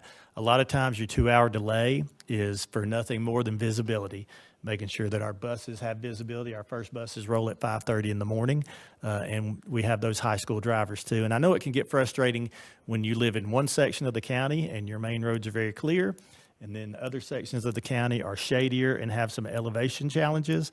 So just remember, as we make a call, it is not just based on one neighborhood or one street. It's really for the good of the entire. And we think about, again, not only our bus transportation, but we've got high school drivers that get out there. And I know that my high school driver really doesn't need to be on icy roads. Sometimes I'm not sure they need to be on regular roads. But they're getting much better. So just something to keep in mind. Hopefully in my calls, people hear that we do try to articulate why we're making the decision that we are, and then what we're trying to accomplish in that. So as we continue forward in winter, it is unpredictable. It is cold. It is still January. We have another month that is very unpredictable too. And then who knows in March. So just bear with us as we make those calls. We do the best we can. No, you can't. You can't. Made a decision about tomorrow yet? Oh, I was waiting on that one. The text messages have already started coming in. So my commercial is, y'all have me in this board meeting. So we will end this board meeting and we will go get in the war room and start looking over that data. We were out checking roads today. I can say that the melt was not as good as we'd hoped.